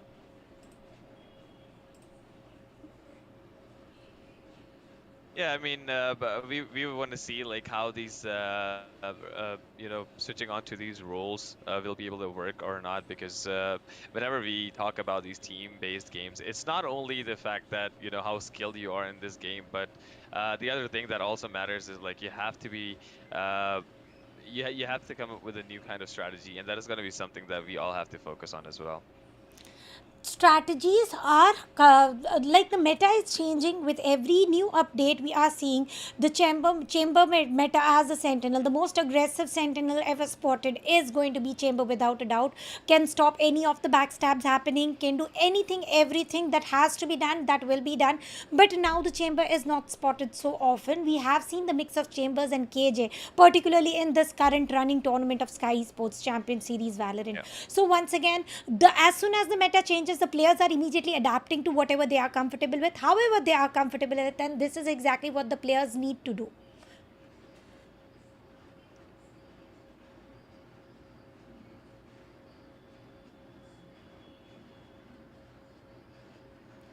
Yeah.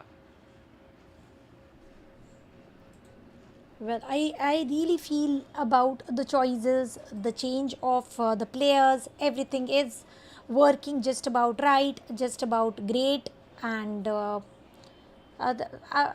want to see something new emerging as well. Let's see if that is going to happen or no, because talking about the current situation, well, the players are adapting, the teams are adapting, they are leveling up with every passing day, they are leveling up with every passing performances, and how long are they going to switch towards the role, switch towards their performances is going to be one of the key factors to work out with, because I personally feel that you have got an entire it is not a one-man show that you have to carry. Ultimately it is an entire show you have to put up to, and if you talk about the entire show, I personally feel that that you have to make sure that you switch the roles. And once again, we have got the caster switch here. Nikros, what do you feel about Monkeybite versus Lethal Esports that is about to happen for Indian League? Well, two are those Indian teams that we look forward to at this point of time. Both have qualified, both have made it to this far in the quarterfinals of Skyesports Champions Series Valorant. So I do believe that after coming this far, not a single team would like to go down to from where they started. So this is the moment, this is the match that you have to put your step on, because the match is going to come up very shortly. The agents will be selected. As far as I've seen, I believe we will be getting some exciting maps to watch on. But yes, one thing is for sure, Tanya, we haven't seen any 2-1 score, and we haven't seen any single match so far going it to the decider match. And till now, from the previous day, it's all coming down to a 2-0, 2-0, and still today is also Orangutan versus Brown Gunday. It also went down to a 2-0. Is this also going to end up with a 2-0 scoreline, or is it going to go up with a 2-1? Well, if you ask me, I would definitely want to see a 2-1 happening, Nikros, without a doubt. I'll tell you why. I have a reason. Because the decider map is the map of Split, one of the most compact map, where I would want to see those tube fights. I would want to see that stacked up mail rooms. I would want to see that showstoppers as well as Jet joining in for the Blade Storms, and the Breach, where Split is the map where Breach functions just about right in terms of flashes, in terms of rolling thunder, and there is going to be several places where the fault lines can also be used to concuss and make a move towards the side, and aftershocks for the corners where you anticipate that this is the exact corner where the opponents might be hiding. Well, hide and seek is a part of the map of Split, and the main thing that comes down to this factor, I believe an Omen will be played from any of the side. Let it be from the side of the players of Monkeybite, let it be side from the players of Lethal, but I really want to see any team hopping up with that Omen pick, because as far as I know, Omen can travel the distance. Yes, I'm not talking about that. Brim does have 3 smokes for themselves. Brim and Omen, in my opinion, will be the 2 good choices for any of the side if they go for that. Even I am saying about Omen because he has got a paranoia, he has got that smokes coming up, and I believe that ultimate he's having, the teleportation, what he uses from one side to another, he can travel along. If anyhow he sees that yes, this side is not safer for me, let's get on the other side and plant it there, and then I can play a bit after plan and get those picks, which might be crucial for his own team. Absolutely, and here the key factor works under pressure, and when the crucial point hits, how are you going to function? And on the map of Ascent, instead of Brim, I would personally love to see the play Omen plays, and Ghost has set one of the best examples here, holding good cheeky angles, sneaky angles, and performing just about right. Because talking about the very first map here, Ghost has done enough to do something great, and let's hope that they continue to do so as well. But are they going to? Is going to be one of my questions though. And here we go ahead with the Skyesports Championship Series, and Merzel is going to initiate as a KO. Sensa is going to go ahead as a Sentinel. Chamber. Lelucia is going to go ahead as a Omen, and it is going to be BT Android going ahead as a Raze, and Rafa going in as a Sova. On the other side, talking about Monkeybite, you have got Sova once again, and he is going to be initiator for the team, fired up as a Jet. Pasha Sahil going in as nobody else but a KO, which I personally love to see. Panzer going in as a KJ, and White Horse. Well, Astra was one of the pick which we did not talk about, but that doesn't mean that we don't talk. That is not going to happen. We are going to get some surprises. Well, Astra was a pick that I am quite surprised of at this point of time. Omen we can see from the side of Lethal Esports, but this Astra pick from White House, I hope this works out for their team, and that too, Astra has got some different abilities as well to use it with those smokes. They've got some more things to come up, but with this kind of picks we get to see from Monkeybite, the Sova will be taken by Brad, Firedope will be getting that Jet, Pasha Sahil will have that KO, Killjoy will be taken up by Panzer, and White House, as usual, we get to see the Astra, and I believe with this Astra pick, I hope they can make it to that far, because Lethal Esports, as far as I know, they are a good team to have a competition in this lobby.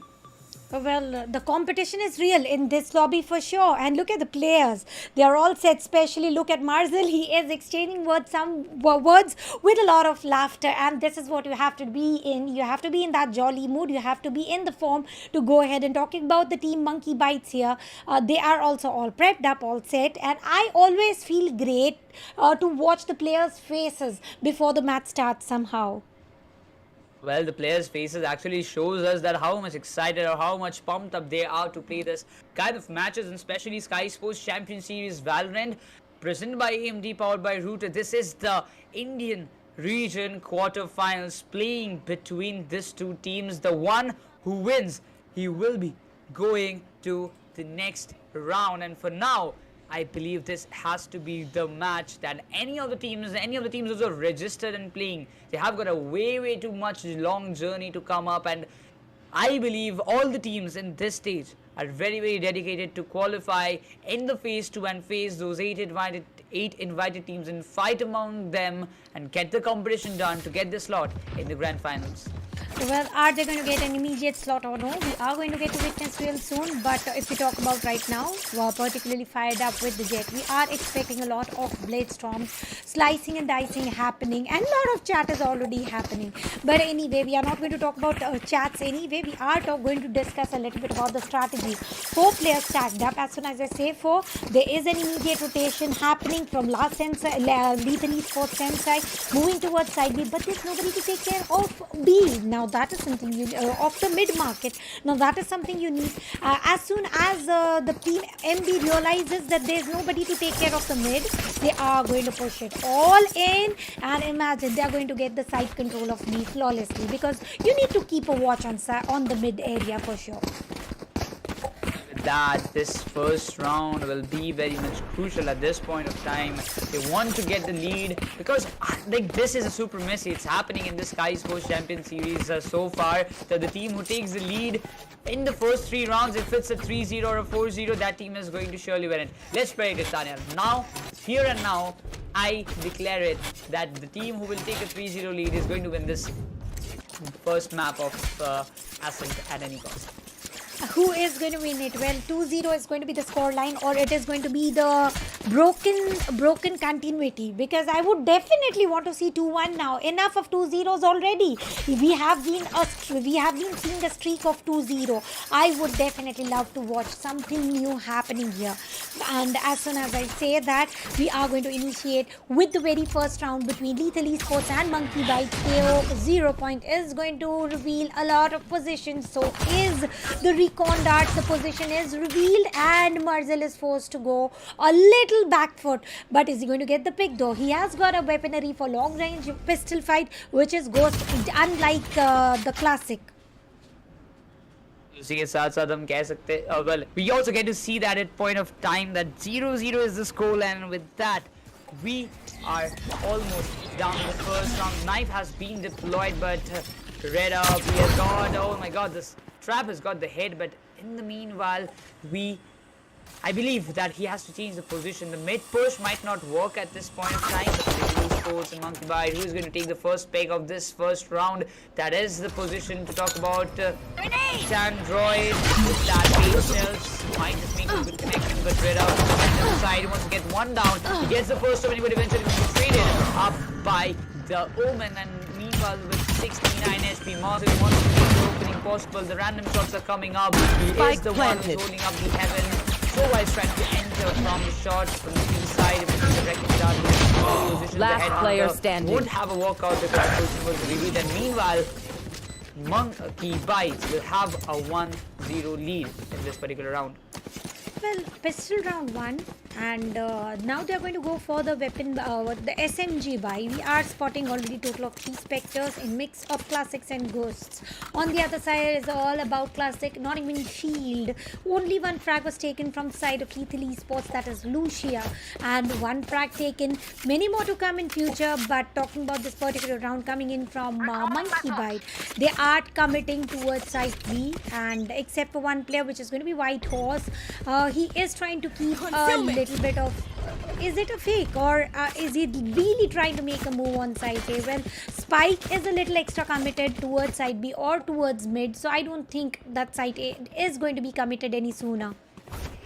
I believe they wanted to enter, they take the bet and then they move into the B side and completely they're going to fight tag. The drone will be coming up and meanwhile Rafalala will have the position exposed, being surviving with just 19 HP. They don't have a healer coming up in their side, so Headhunters might not make some connections that is required. Brad tries to enter, he gets the opening done, enters the B side, eventually will be planting it down for sure. 71 HP, Riddup is just holding on to that point where he can just get the openings done. A small pretty angle, but still he doesn't get the head connections. He gets one down, wants to change the position. I don't think so at this point of time, but definitely one enemy remaining. Compromise. He will be getting the last one. Omen is just creating Lucia.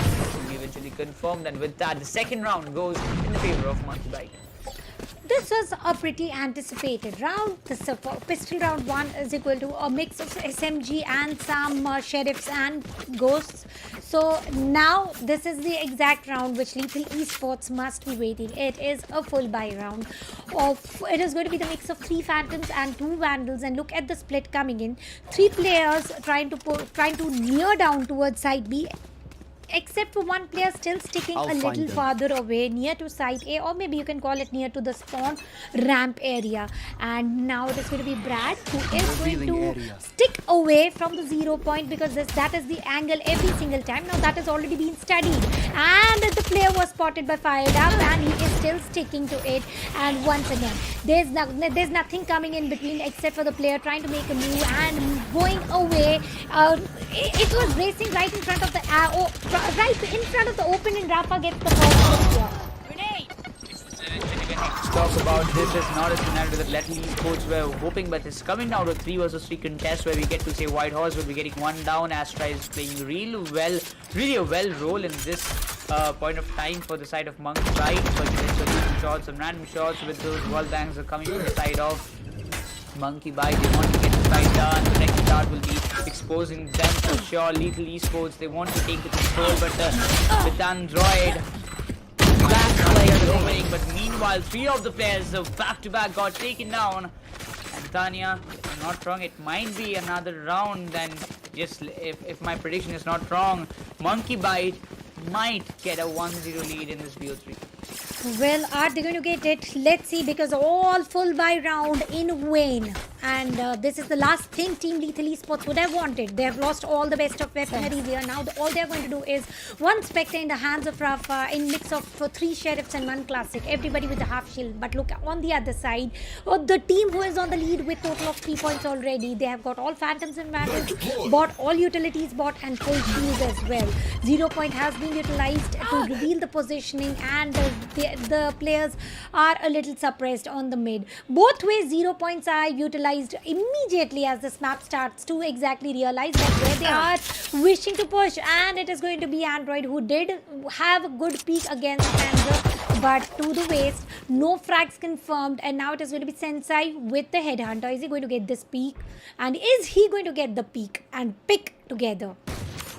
Well, yes, that's a peak game coming up from the side, but definitely the one who takes the charge will eventually be punished. Sensei with the Headhunter to get it 1 done, but oh, he was lucky enough. That was a close call indeed. If you would have stayed for some bit of a 1 or 2 seconds more, I bet you would have learned how to making the connection. Meanwhile, the Sova will be punished, and right now the flashes are hopping up, and but just 1 enemy remains to find it up, but still another round goes in the favor of Monkeybite. They're playing tremendously well, and they're damaging the economy of Lethal Esports so badly. I don't think they will be able to just come back at any instance with the 4-0 scoreline. Lethal Esports, they're now down to some serious situation. If they don't get this buy round done for them, I guess it's going to be really difficult for them to continue in this particular map.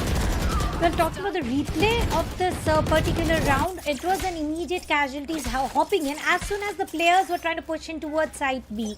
But we are going to talk about the current round. It is the 5th round, and on the defender's side, they need to create some rounds into their favor, and the recon dart has revealed some positioning. They do have some information to work out with.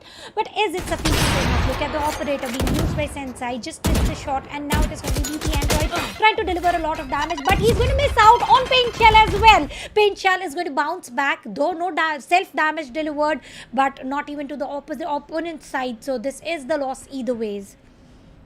Well, this might be a bit confusing at this point of time, but definitely Monkeybite, they are playing. I am really surprised, and this is the place you see Skyesports Champions Series Valorant. This is the stage where you come down, show your grind, what you have done for the past months, from past years. You come and show us. You just need, as for some silence, you must say that you just need one good game, or you just need one good tournament. Spike down A. Meanwhile, more Lethal to Esports oppose us. secures their first round, not letting the Monkeybite players enter the side. Lethal at last got the first in their favor, but will they be able to continue the streak for the next few rounds? Otherwise, if they fail to continue, it will be difficult. Finally, one round going into the favor is the ray of hope that there might be a sunrise after 4 rounds lost. Let's see if it is going to turn into a sunrise or a sunset in future. Sensei needs to open up his account. No frags. He has got an operator since way too long. He needs to make sure now he uses it wisely, decisively, gets the frag. Nebula has been used, and he can. He could have. He missed it once again. Rafa is also having a good angle held. Let's see if he can get any pick though. 3 players in the mid. Now this is the exact time where the players are going to make a move, and they are moving towards side A a little extra. Marzil is still holding, and now he is going towards the wine area. For a while, the fragment is going to delay the site entry. Cover going out. Of course, and with that, we also get to see that this time again they're going for the A side. They might not fake it, but still, I might say that the three areas, they're being holded up. They're still waiting for Race might just have those paint shells. Yes, this is needed at this point of time. Paint shells will even give a good collateral damages, and I believe the footsteps are being given at this point. Won't get that opening done. Lucia is on the other hand. Red up will be there. Brad might just get the wrecking dart possibly done. The positions are being compromised now. The paradigm will be sent up. Sensei shuts one down. One gets the second with Lucia. 30 seconds and left. oh, Marcel, he falls up into the category, but meanwhile, one enemy remains. Also getting some shots done, but Brad's position might be compromised. Yes, it is. The shots are coming. The wall bang won't work out in this position. Shock dart. The shock dart makes some good connections. Revealing area. Expose this position for 10 seconds left. And it is just 10 seconds, and that that's your when I say best? that's inside with the triple. Well, I think he heard of me that he needs to open up his account. He's not only going to open the account, but he's going to open in a very strong fashion of getting a triple for himself, and again, an operator acquired. With the half shield, he can go for a full buy shield, though I don't know what for. He is saving some creds for the future. But on the other side as well, and as soon as I say that, he's going to buy a full shield as well. On the other side, there is going to be a mix of phantoms and vandals, and let's see how everything is going to work out here, because Sensei once again is going to hold on to the mid-market area, and he must be able to get the very first pick against White Force, except if Nebula wasn't deployed here where he is. I believe at this point of time, this is going to be a rare spec right now. Brad is just trying to hop into that particular position. Sensei has got those two. The mid-top position is being completely compromised. Like expose his position, but this Hunter's Fury might just give good collateral damages to himself, but definitely he has to switch up. The shock darts are coming in. Where red ups compromise. So right now, if anybody, a counter attack comes in from the side of Monkeybite or Lethal Esports, they might just hop into those fights and get the things done. Eventually, the operator shot. Brad will be shutting down Marzel, but Sensei will be getting red up down there. And that the players of Monkeybite are entering the side, and this is not looking good for the side of Lethal Esports.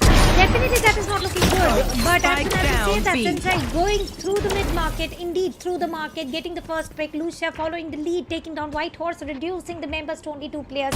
Pasha Sahil has got enough time to plant the 30 spike, and the seconds spike left. will be planted. Spike but still planted. the battle is 2 versus 3. My question, major question is, will the lockdown be utilized? That can be used to delay the entry, but before that, shot darts will be used. And as soon as I say that, lockdown comes to an action, and this was much more than needed to win this round anyhow, because this is pushing the players away.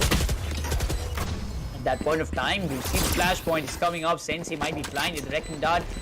Is it even possible for him to just relocate? The headhunter shot won't be Last player remaining. Well, Pasha gets the 2 openings which is needed. Lucia is trying to enter the side, but the 3K coming from the side of KO. And what a round it went in the side of Monkeybite.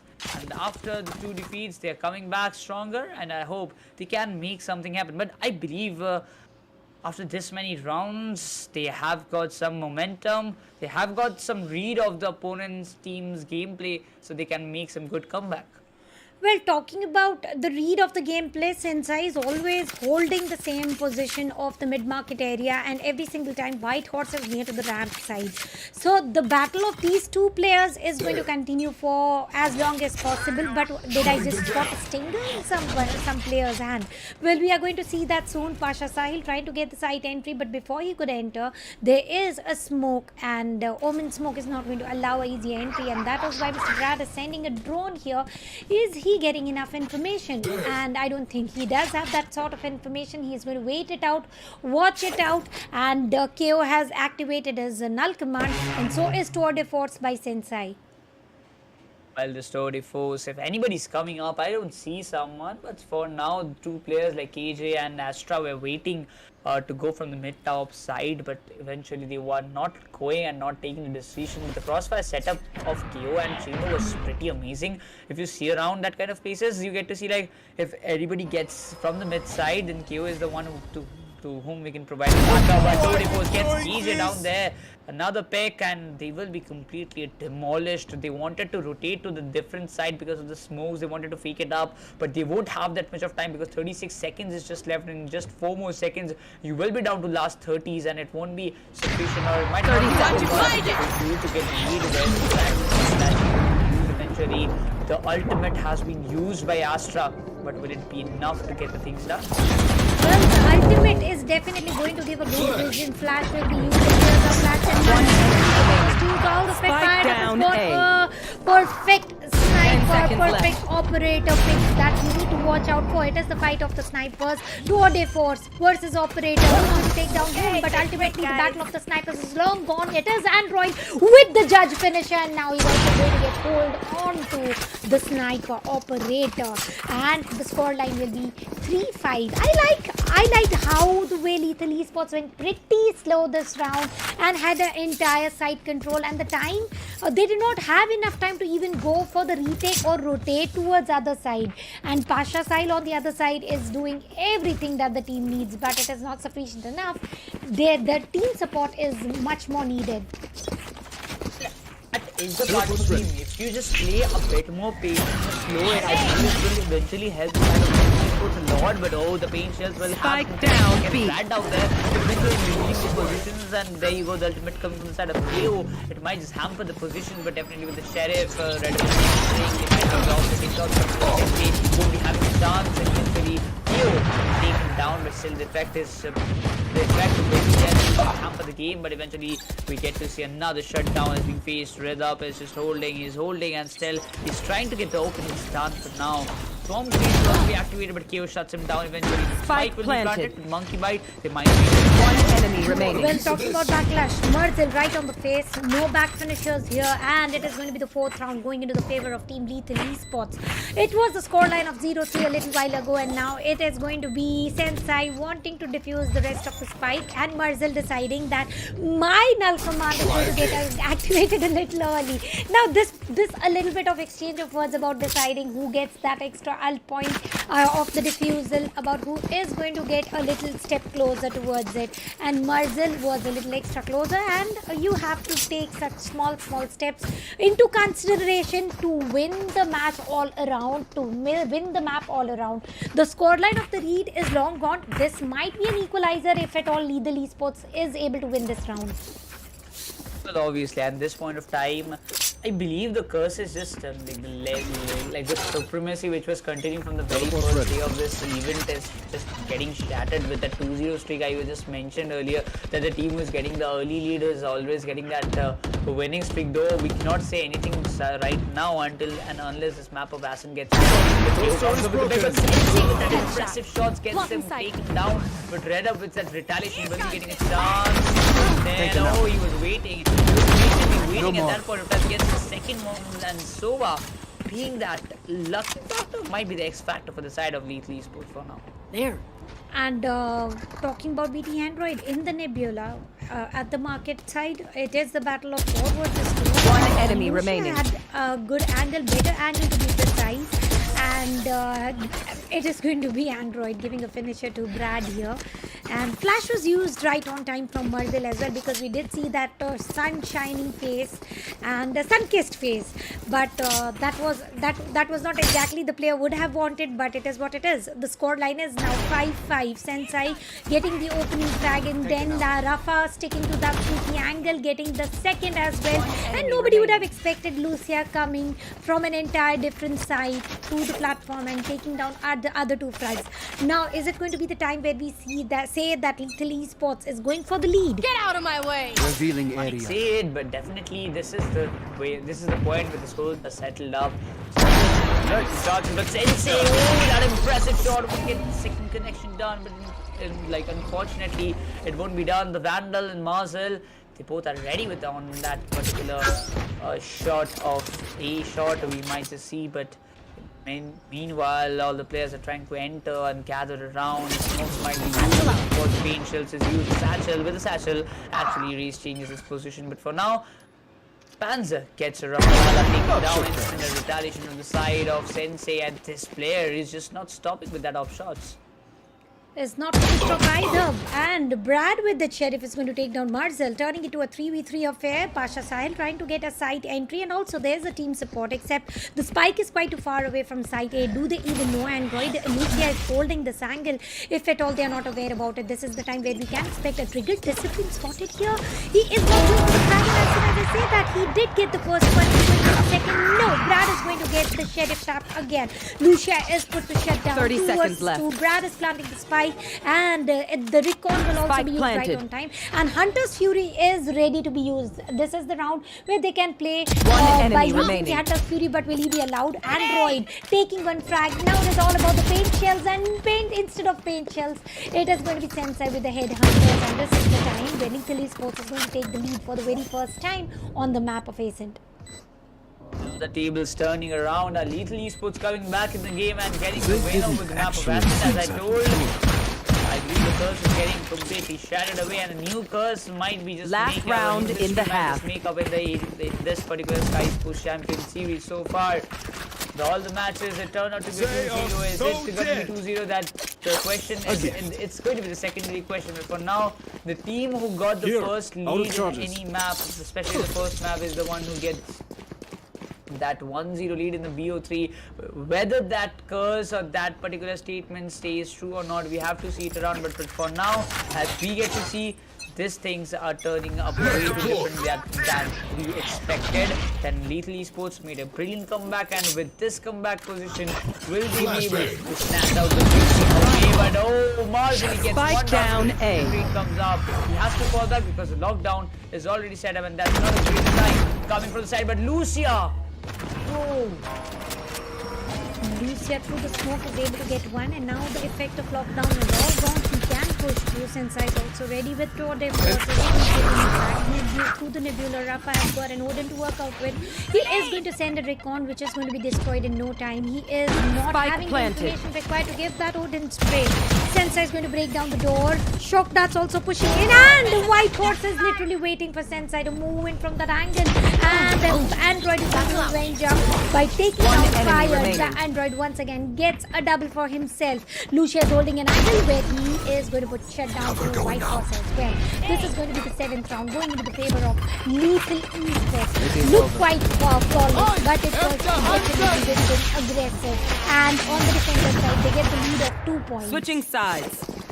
They have got the lead of 2 points, but eventually Lethal Esports, the way they have made the comeback is really phenomenal. And if this kind of flow continues for like couple of more rounds, I believe this is going to turn up a disaster for the side of Monkeybite, because the way they started this particular map of Ascent, it was so mesmerizing to watch how the new lads coming up and play and put up a good show in this particular match of Ascent. But definitely, if it does not go in the favor for them in the next couple of rounds, I am afraid that Monkeybite might just lose, or they might have to go for some eco rounds, which will eventually sum up to loss for their side. But though the sides are completely changed up, and now the attacking side came upon the side of Lethal Esports, I really want to see how Monkeybite are going to defend their sides. Well, the sides are switched. Now it is going to be the mix of pistols here, except for Sensei has got an extra pistol of a Headhunter, which nobody else possesses. So he has got an upper hand here on the rounds of pistols, but do they know that Fired Up has got a good angle? And well, I don't think he literally knew. Sensei is going to get content with the only frag that he is able to attain, and already reduce the number of players on the side of Monkeybite. Now they are looking very committed towards side A, and there's going to be Pasha Sahil waiting for the players to join in, and he might have already called his other teammates, and we can see the players are already on the verge of rotation, except for Sensei overextending, and now there's going to be a face-off here with the Headhunter. Sensei is going to get a second. Because with that, Sensei, with that, I would say that for me in this particular match, Sensei should do Last that. enemy remaining. And the way he's taking the way he's getting the is quite tremendous, while Lethal Esports secures the 8-5 score line. And with that 1-1 particular round, they have got the pistol round for themselves. They can go for a sheriff buy with half buy, or you can get to see. Well, if they don't do that kind of things, then I believe this second round might also go in the favor of Lethal Esports very easily without having any hesitation, because opponents will be having maybe those sheriffs or ghosts, but according to that, you might, if you get those specters done, it will be really nice to see those picks coming up from your side. But eventually, as we get to see 11 total kill points for the side of KO from Monkeybite, and Sensei will be the top target for the side of Teleport's ready.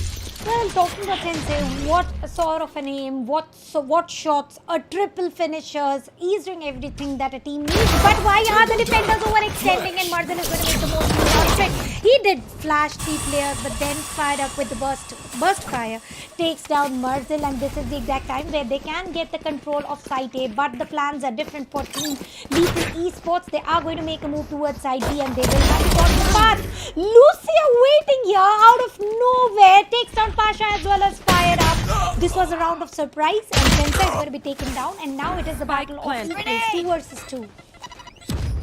This 2 versus 2 contest, how long it's going to take, because 8-5 is the scoreline. Meanwhile, Astra and KJ will be the 2 players surviving from the side of Monkeybite, while Soba and Raze will be the 2 players surviving from the side of Lethal Esports. They don't want to get them inside the side, and obviously Soba is holding it very brilliantly, but he has already landed the spike. He is holding the both areas. White Horse, they are trying to enter. The market side is not getting checked. Astra will be the one.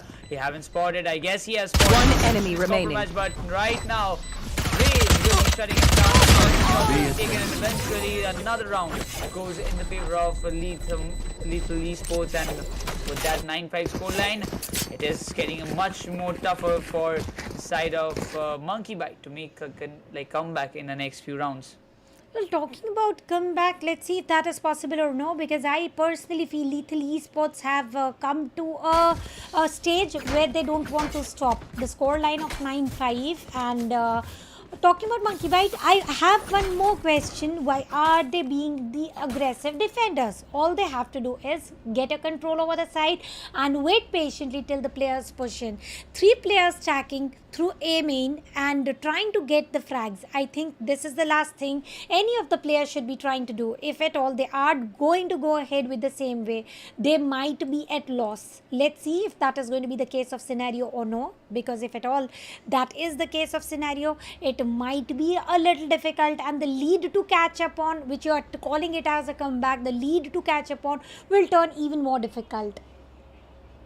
Then with that, one by one, how much the round is increasing from a particular stage to another, the rounds and things are increasing. But I believe they wanted to play on picks. They wanted to get the picks done so that they can get the openings and can easily wipe out the squad of Lethal Esports. So, but you also have to remember that you are a quarterfinalist. The other team is also a quarterfinalist. So nobody has got low skills or low gun power, so that you can just do it in that way. You cannot underestimate your enemy at any point of time, and whenever you do, you are doomed at that particular moment or in that particular match.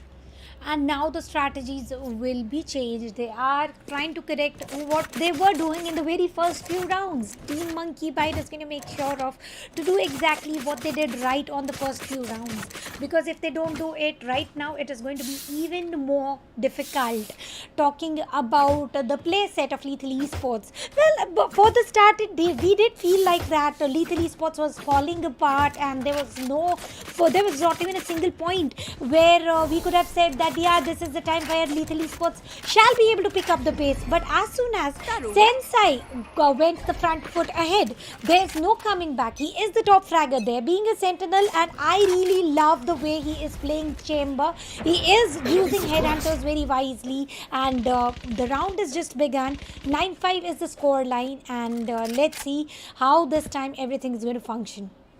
3 more rounds for Lethal to reach that match point position, but will Monkeybite, the players from Monkeybite, will let them to reach that particular position? I don't think so, but they have to be very patient. They have to be very precise about their decisions. The boom board might just be deployed, but eventually the B side and the mid side are still in such a position. Nobody is holding the mid, probably not, but still from the other side, if anybody gets the hold or gets a chance to just go up and get those kill points done, it will be eventually done. But no way the fragment gets used up, but it was a drone, so indeed it won't deal a good amount of damage. Still multiple engagement we can see in a side markers. They are running, and they want to get the pings done, and almost they're inside for now.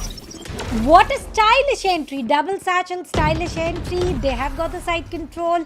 Lucia is still holding the same angle where the alarm bot was 30 placed. seconds left. It was also totally wasted out. So now it is going to be Rafa planting the spike. It is the fight of team full 4 versus 4. Merzel is holding there. Pasha certainly knew about Merzel's positioning. He's going to take down the fight of the chaos. It was Sheriff versus Vandal, and definitely Vandal is going to have an upper hand there. 0 point will be used. The positioning is not yet revealed. Fired Up is also trying to go move in. White Horse placing some stars, and now it is going to be the entry of the White Horse, and it is going to be the finisher as well, getting a double for himself. And now 6th round. I think this was much needed pause to regain what they lost, the momentum to be precise. Well, the 9-6 score line, yes, they do have to make this kind of rounds more and more, because they don't have as good economy as compared to Lethal Esports. They have got some good buys, they've got some economy, but they need to, if they want to damage the economy of Lethal Esports, they have to just to make this round even possible in their favor. If the score settles up with a 9-7, I believe Lethal Esports will be in a bit of situation to get the full buy in the next round, because looking into the economy, I don't think that if they lose, if all those 5 players, those who are having like playing inside Lethal Esports, next one they have to go either way for a eco round or maybe going for a half buy. But I believe that eco round will be much more sufficient. For now, 6-9 the scoreline it is, and Monkeybite is lagging a bit behind the team, those who actually got the start himself. But definitely this is not going the way that Monkeybite planned out to be for this map of Ascent.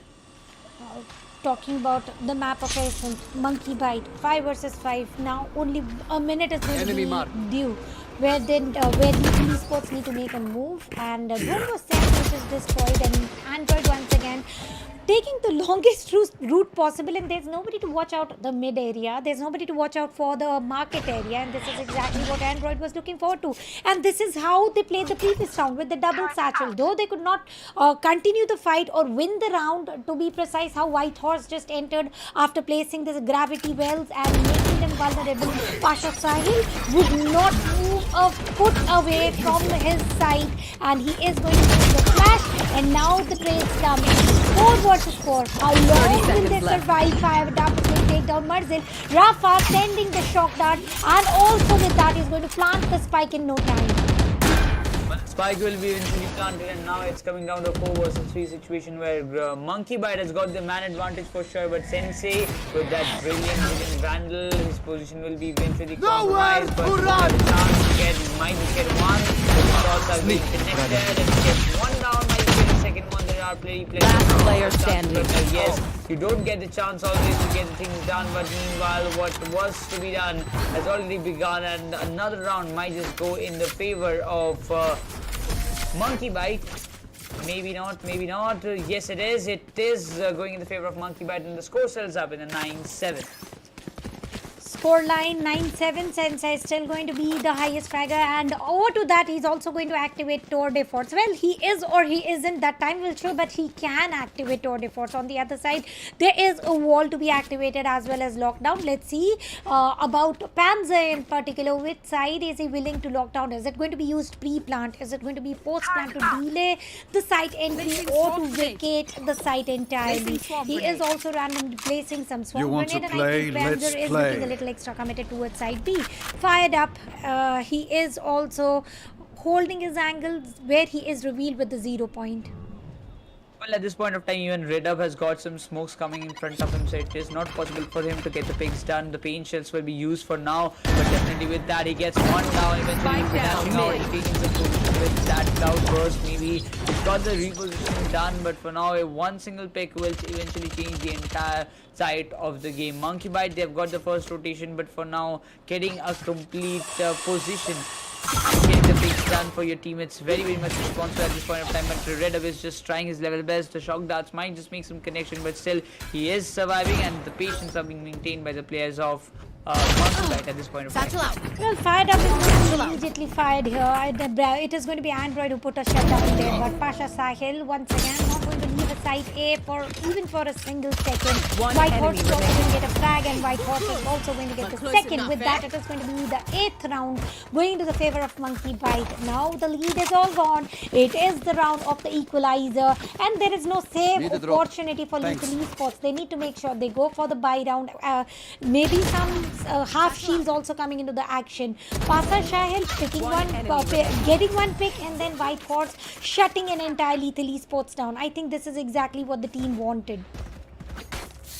That's the exact thing I believe the team wanted for now, but definitely when we just come down to this part of the game, 8-9 is the scoreline, and there you go. This is a chance for Monkeybite to settle up the scores and settle up the levels that he have missed it for now, and this is going to be the big round for I would say Monkeybite. If they gets it, this is going to be the decider where both the teams are going to finish off with 8-8, but still I just thought that it might go in the favor. One time it was going in the favor of Monkeybite, but another time it's going in the favor of VCT Esports. But for now, 2 players are just remaining. Well, 3 players Last have player standing.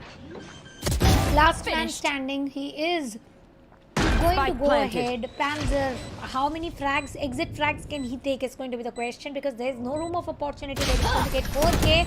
Well, as soon as I say that, it's once again none other than Sensei putting shutdown to Panzer and going into the double-digit club. It was a round of equalizer, and the equalizer round is totally denied, and the scoreline reaching to 10-8. Spike will once again be dropped near to the spawn. Let's see who is going to carry it, because talking about Marzil here as the initiator, he has got some plans in his mind, sure. Because the mine shows will be very much crucial, but for now 2 more rounds needed for the side of Monkeybite to get the hold. Otherwise they've got almost 3 ultimates ready, and 2 for the side of group A, and that is going to be either those beautiful shots of like that Android, but definitely they want to enter some kind of tree. They have got some multiple people hanging around that place. Those flashes might be used, but Panzer is still waiting. That, like, the way the patiently they're holding the sides, it's so blessing to watch out at this point of time, because the amount of patience you hold up is the amount of time you buy for yourself to get those picks and get some good opening for your team let it be in the defensive side, let it be on the attacker side as well. On either of the sides, and talking about on either of the sides, we are seeing a lot of ultimates being ready. Well, and as soon as I say that, Martin is also put a shut down. He did activate null command, and now the spike is still under the control. Rafael will try to revive his teammate, and will he succeed? It's going to be the question on the course. Lucia has put shut down to Panzer, and now it is going to be Lucia still trying to and revival was right on time. 11-8 is the score line. Lethal Esports from nowhere towards the match point. Well, they are on the go, and maybe the curse is broken. Tanya, the thought where Monkeybite were taking the lead, and we just thought that there might be chances that Monkeybite may have got the lead in this Ascent map, but yes, it is. Lethal Esports comes out of nowhere, and it comes out real hard to push back Monkeybite into such a corner that even if there's only a way that if they can get consecutive 4 rounds for themselves to get inside the match point, either a 3-1 score line will be needed for the players of Monkeybite to get into the match point side. Otherwise it won't be easy, because for now 11-8 score line, the shock darts, the wrecking dart are being used, still coming up for the side, but eventually when they try to enter, after like just going through the smoke, it might be different. The picks are completely focused, and eventually one pick, it might be just taken down. I would never risk myself going ahead through the smokes, and this is what exactly Android is also waiting for. Going for a showstopper, Gravity Well is going to delay the side enemy for the wipeout for so long, but showstopper was not destined for any frags or so. Still the side comes into their control. Look at the HP though. Rafa is going to take few more frags. One enemy remaining. Rafa is getting a second as well. 70 HP to work out with, and it is going to be the last man standing. It is match point, and look at the player's positioning. He is on site A, other 4 players on site B, and I don't think there is any coming back. He is going to save the weapons. That is going to be a wise decision, though it's a match point. It might just turn up as a match point, but still he can just have a try to get those picks done. But eventually when it does, I really want to see what results will it carry out. But for now, the HP of K is very low. Even Mars is trying to spot them out. The shock darts will be eventually used. Won't make any connection for now. But as we see, the wrecking dart and the things, the utilities, the abilities are used so nicely. But still, this is going to be the match point if this goes in the favor of Lethal Esports, and they don't want to mess it up. But still, almost on the verge. Rudep is waiting, but eventually that operator shots will arrive, and Rafalala will be taken down, and Monkeybite still securing another round with a 12-8 scoreline. 12-8 score line. That means 1 point away from getting the map of Ascent into their pockets. Is it going to be a flawless one, or we can expect Monkeybite's are they chewing something more than they can swallow? That is what I personally feel, since they have switched up on the defender's side. The way they are pushing in, the way they are leaving the mid vacant. There's nobody to watch, there's nobody to hold on to. Talking about Sensei here, he is having a good angle, and the smokes are going to block the vision for a while. But Android always have different plans to work out with. He is going to send a bomb, buddy. Do they know that Panzer is still holding well? But now certainly everyone knows with the bomb, buddy. Pinchel will come into the action, and now here comes Panzer with the frag. Rafa will immediately try to play it out. It is a fight of equal still. 3 versus 3. Hunter's Fury is activated. On the other side, Wall as well as Null Command is there, and Null Command is going to put a shutdown to Rafa's Hunter's Fury. But that was a close one coming up, but indeed it's going to be a huge fight coming up, because Monkeybite's KO is in a very low HP. He might just get taken down. A one pick from the side of Sensei eventually will get those skill points for himself. With the one tap he gets KO down, and with the getting that one tap done. Another one comes up. Sensei is not stopping. He's got the sound, maybe the wrecking dart to help it out, but for now Reina, as soon as he picks it up, he will be doomed for sure. The position has been changed before at this position. If anything happens, I don't know what's gonna come up, as a result, but eventually Lucia gets this one and gets the first 1-0 victory. Lethal Esports takes the lead in this BO3. Well, Lethal Esports, it was the scoreline of 0-4, 4 going into the favor of Team Monkeybite, and I don't know what switches did they make, what changes did they make to do everything that was required, to do everything that had to be done, and I personally feel that it was just about right. Everything was functioning in the favor of Monkeybite until the scoreline was a little different, and at a point of time, we did talk about it, that scoreline could have been 8 equalizer, but I think, Nikros, that wasn't allowed, and then and there Lethal Esports decided to never get towards full stop, let alone full stop. I did not even notice a single comma happening there. Well, that was something that came up, but definitely the comeback from the side of Lethal Esports after Monkeybite got that lead entirely in the map of Ascent. Then it came down to Lethal Esports. He got pretty decent comebacks. To be honest, I did not expect that Lethal Esports can make it done, but they be like, just hold on, we are still starting, we are warming up, and then came that push.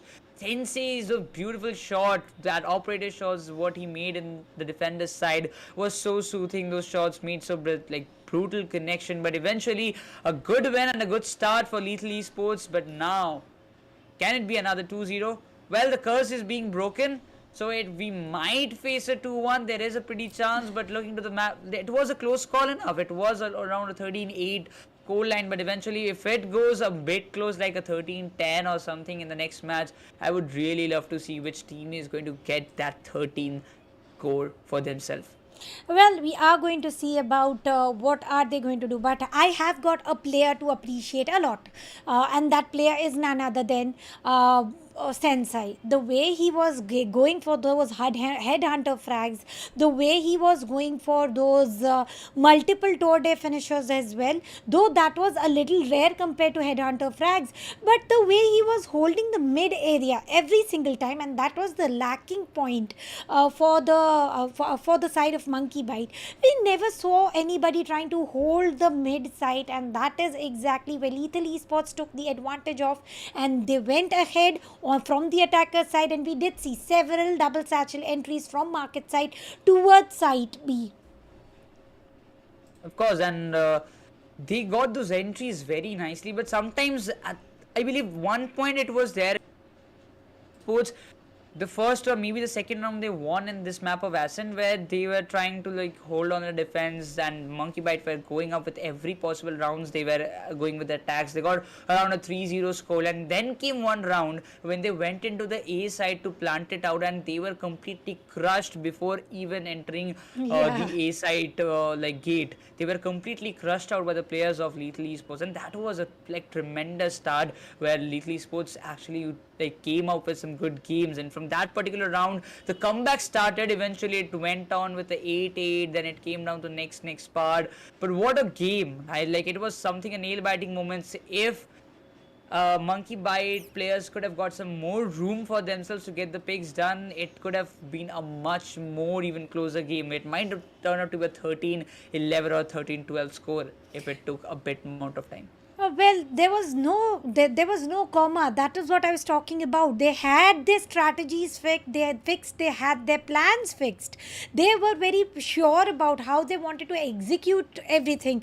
And every single time Marzil was spotted a little away from his teammates, and I think that also worked. They were trying to create a chaos within the confusion, and it worked just about right. Let's head towards the highlight of this particular match. Well, with the highlights, we will be getting to see what is coming up with the first rounds, and it went with a good start for the many teams. But meanwhile, talking to the match summary, 13-8 the score line. Good fun, kill points by both the sides players. The top fraggers from the side of Monkeybite will be Pasa Shahil with 14 kills and 212 combat score with a 1.0 KD ratio. On the other hand, when we get to see the top fragger from the side of Lethal Esports, it's going to be Rafalala, who's getting 18 kills for himself and with a 1.5 KD ratio, 259 combat score. He has been a very good player in this particular map, if you see. Absolutely, and thus he has the title of MVP. On the other side, Pasha Sahil, well, the way he did try to contest site A, I think, with the 1 KD and 212 KD ratio and 14 frags is everything that he could do. He could have done for his team. But I know Rafa Lala is the real MVP on papers, but I would still second Sensai's play. I really appreciate the way he played, the way he performed, the way he did everything just about right, and I think there was nothing that could have changed the fact there was nothing that could have stopped or changed the fact that Sensai still has got a better KD ratio compared to what Rafa Lala has. But that is not to be counted. It is all about the combat score ultimately. That's all about the comeback score indeed, but definitely it's coming down to a team game, to be honest. When you come down to this kind of matches and like a competitive level of Valorant, you get to come up with all the team games, because each and every player in a particular team is very, very essential for to get a victory on your side, and even to get a good match. May it be a BO3, may it be a BO5, whatever it is, you need each and every player to step forward and give it their best. I believe Lethal Esports, each and every player, they gave their best performance to ensure the first victory, and meanwhile the 1-0 scoreline stayed up, but next map will be hopping up very shortly. And will this 1-0 streak or 1-0 lead will be broken and equalized by Monkeybite players with a 1-1, or is it going to be a 2-0 victory for Lethal Esports, and they might just get a good slot in for themselves in the next round of Skyesports Champions Series Valorant, and they can just get it up. They can face some good teams, those who will be waiting up, because the one team who gets the victory out of this two will be advancing to the semi-finals of the Indian region. Well, this is the only team, these are the only teams where in person I can speak about that I am not expecting, I am not anticipating the scoreline of 2-0. None of the team is too extremely dominant if we calculate, because both of the teams for the start, Monkeybite had a very good strong hold on the map of Ascent. Gradually the changes did pop in, the changes did pop in terms of Lethal Esports picking up the pace, especially when Sensai came front foot, and I think exactly that is what the change was required from Lethal Esports.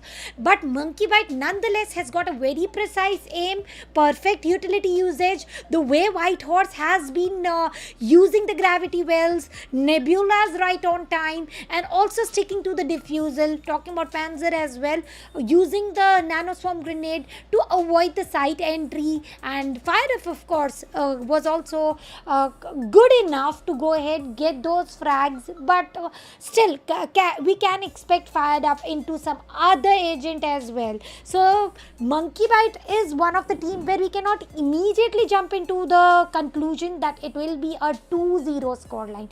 We can expect 2-1 scoreline.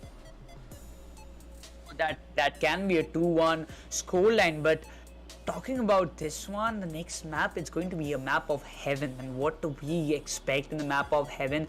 That we have to see it around, but particularly the map of Ascent has been a bit of a roller coaster. Sometimes it's going the flow on the side of Monkeybite, sometimes it's going in the flow of Lethal Esports. There was a point that in which we thought that yes, Monkeybite might just try and get that comeback possible for themselves, and if it would have been a true factor, then Lethal Esports might have faced some more difficulties. But when it comes down to this kind of position and we get to see the fights hopping up, and from both the end, they're putting their 101% efforts.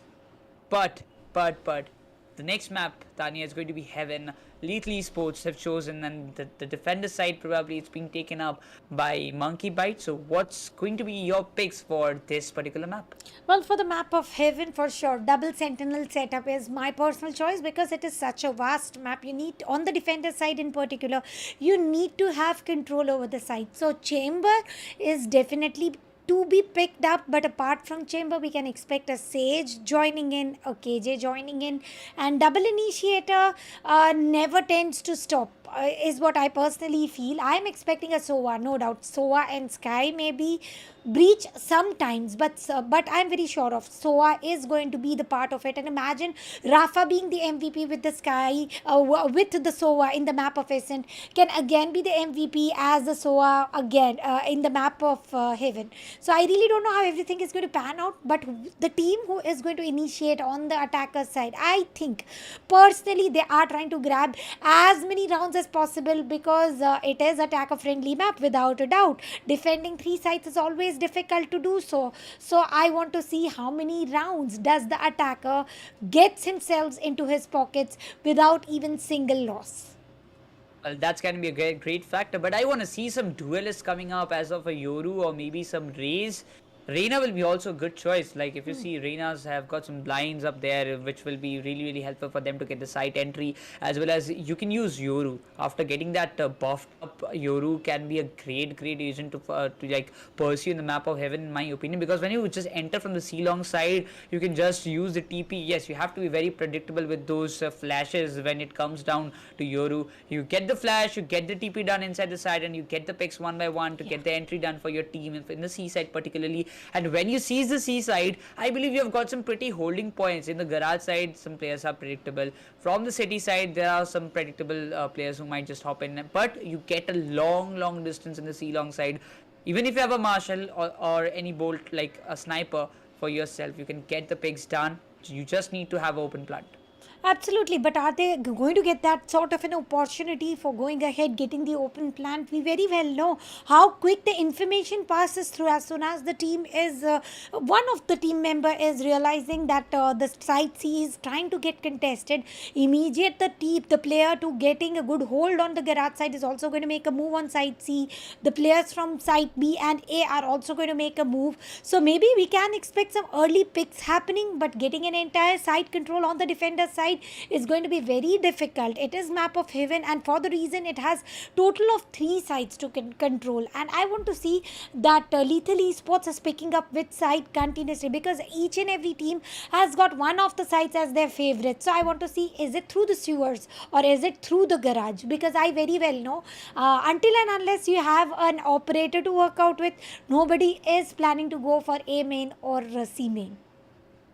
Like there can be a factor that operator plays a vast amount of role in the map of Heaven, specifically when we see. So when it comes down to a Heaven map, we can just think of some vandal shots, some vandals and the operators for the long range fights, and particularly as you mentioned, nobody's going to approach the A or C side without having an operator or like a sniper like of a Marshal, because the one tap shots are really crucial. And yes, if you have got that skills to get the vandal one tap shots on the head and connect and get the opening, that can also be a beneficial factor. But getting entry in the A side, I believe it might be a bit difficult rather than getting the entry in C side as well. But yes, there are 3 sides. You can go from any further rotations, a garage to B, a garage to C, or maybe a garage like from that CUS to the A side. There are plenty about of rotations you can just take on. That depends upon the players, but eventually the picks, the agents which will be selected by the players as of their comfort zone will be playing a key factor role in this particular map of Heaven. Whether Lethal Esports is going to seize this one and get that winner tag in the semifinals, or will Monkeybite will be the one to have that 1-1 equalizer scoreline on the board.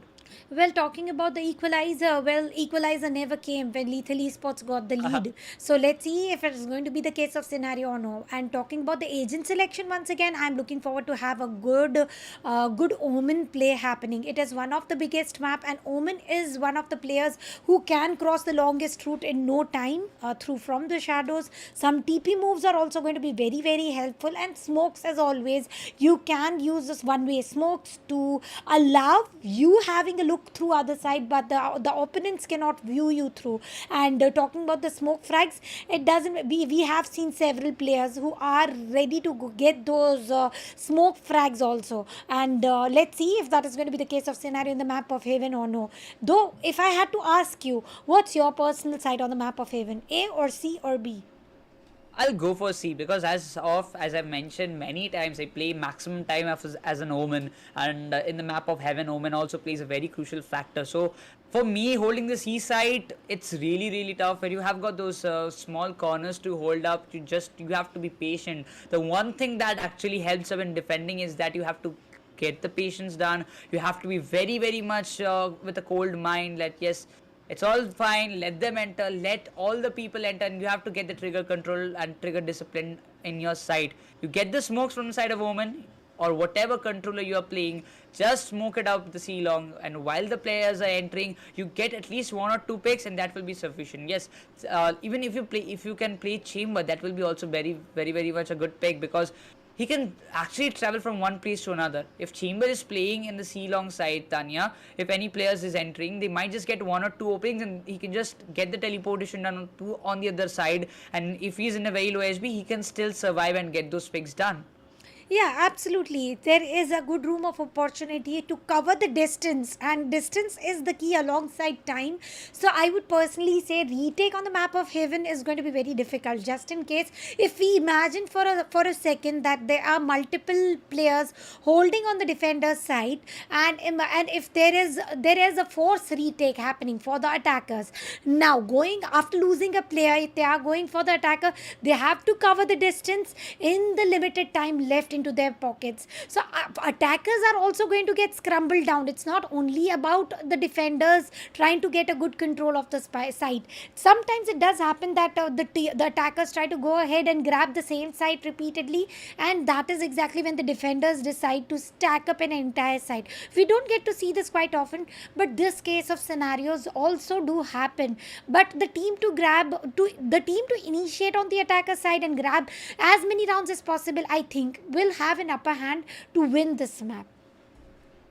Because they might have an upper hand, but with that we would be heading towards the Legion solution very soon, and we will be getting to know that what are the picks of the players, because the picks actually will determine. We are giving our predictions, we are seeing that everything is fine, but before that we get to see the map of Ascent has already been done, where Lethal Esports have secured their victory and they've got the 1-0 lead for themselves. Then it comes down to the map of Heaven, where Monkeybite picks the defensive side, and it is a pick done by the players of Lethal Esports. But still, there is one thing happening right now. We might just say that the team who got that first lead is securing the victory. That particular thing has just gone out. But one thing is just remaining constant, that whether like Monkeybite, the team, they have picked up the map of Ascent, but they lost, and it is like being consistent that the team who is picking that map is losing that one, but the second team who is picking the second map is always winning that.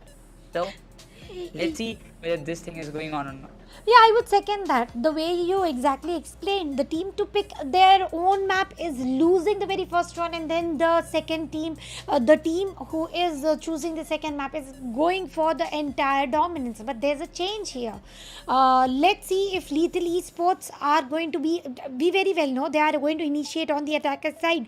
Are they going to go and grab the scoreline of what should be exactly on the Heaven? Because I would definitely love to see 8-4, 9-3 happening, 10-2 maybe. It is the map of Heaven. But talking about Monkeybite again, they have got a strong firepower, and the aim which we spotted every single time. And White Horse is one of the players that I would love to see once again with those precise Vandal one taps.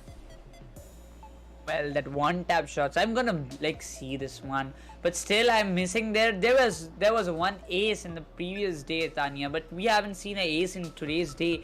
Can we have some of those aces coming up in the map of Heaven? Because we have seen 4Ks, we have seen 3Ks in the south, like rest of South Asia semi-finals, but right now the pick comes up. Skyesports Champions Series Valorant, presented by AMD and powered by Router. The Indian region quarterfinals between Monkeybite and Lethal Esports comes down the second map of Heaven, where we get to see Brad taking the breach.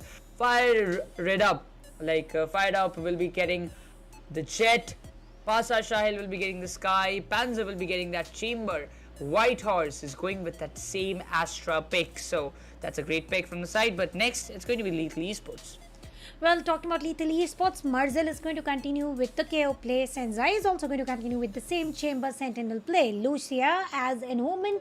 And now it is the fun part. Android going ahead as a Neon. And talking about Rafa, all the way from SOA to Sky. Is he going to be as good as he performed on the map of... Is he going to be as good as he performed with the SOA on the map of Ascent? Or it is going to be any changes happening here? I would definitely love to see everything that comes across.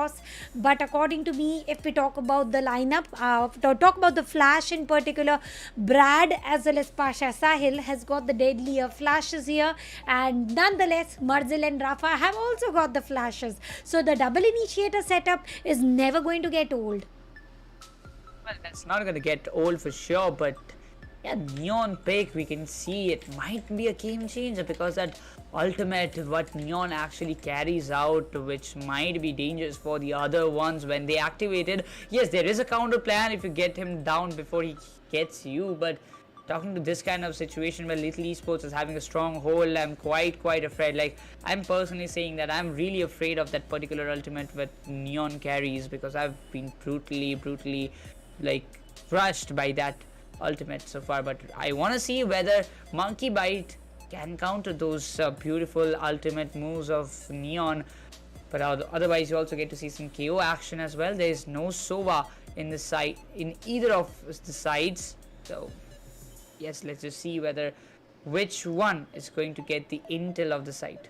I was being very strong. I had a very strong feeling that Rafa is going to continue as a SOA play, but now we are going to see him as a Sky. I'm very sure he's still going to be the perfect initiator he was on the map of Ascent. Let's see how the combo works for them, and the match is going to start immediately. And now it is going to be only one ghost and sheriff on the side of Team MB, and for Lethal Esports they've got 4 ghosts to work out with. They are committing on side A, and it is going to be a lot of utilities being used on either of the sides. Well, that was fast train coming to the side of Breach, but it would have done a good amount of damage. But still, as you mentioned, the first pistol round is getting in the side, but they will be getting the orb. But eventually, Brad will be shutting him down. Neon is down, but eventually Sky is trying to go, and Rafa will be having the plant down in the side of B. It has been captured. The plant has been done. Smoke will be out for sure. That was a good move coming from the side. White Horse might get one, another one, but Rafa gets the second. One enemy remains. Gets the third. He might get the fourth with the 4K.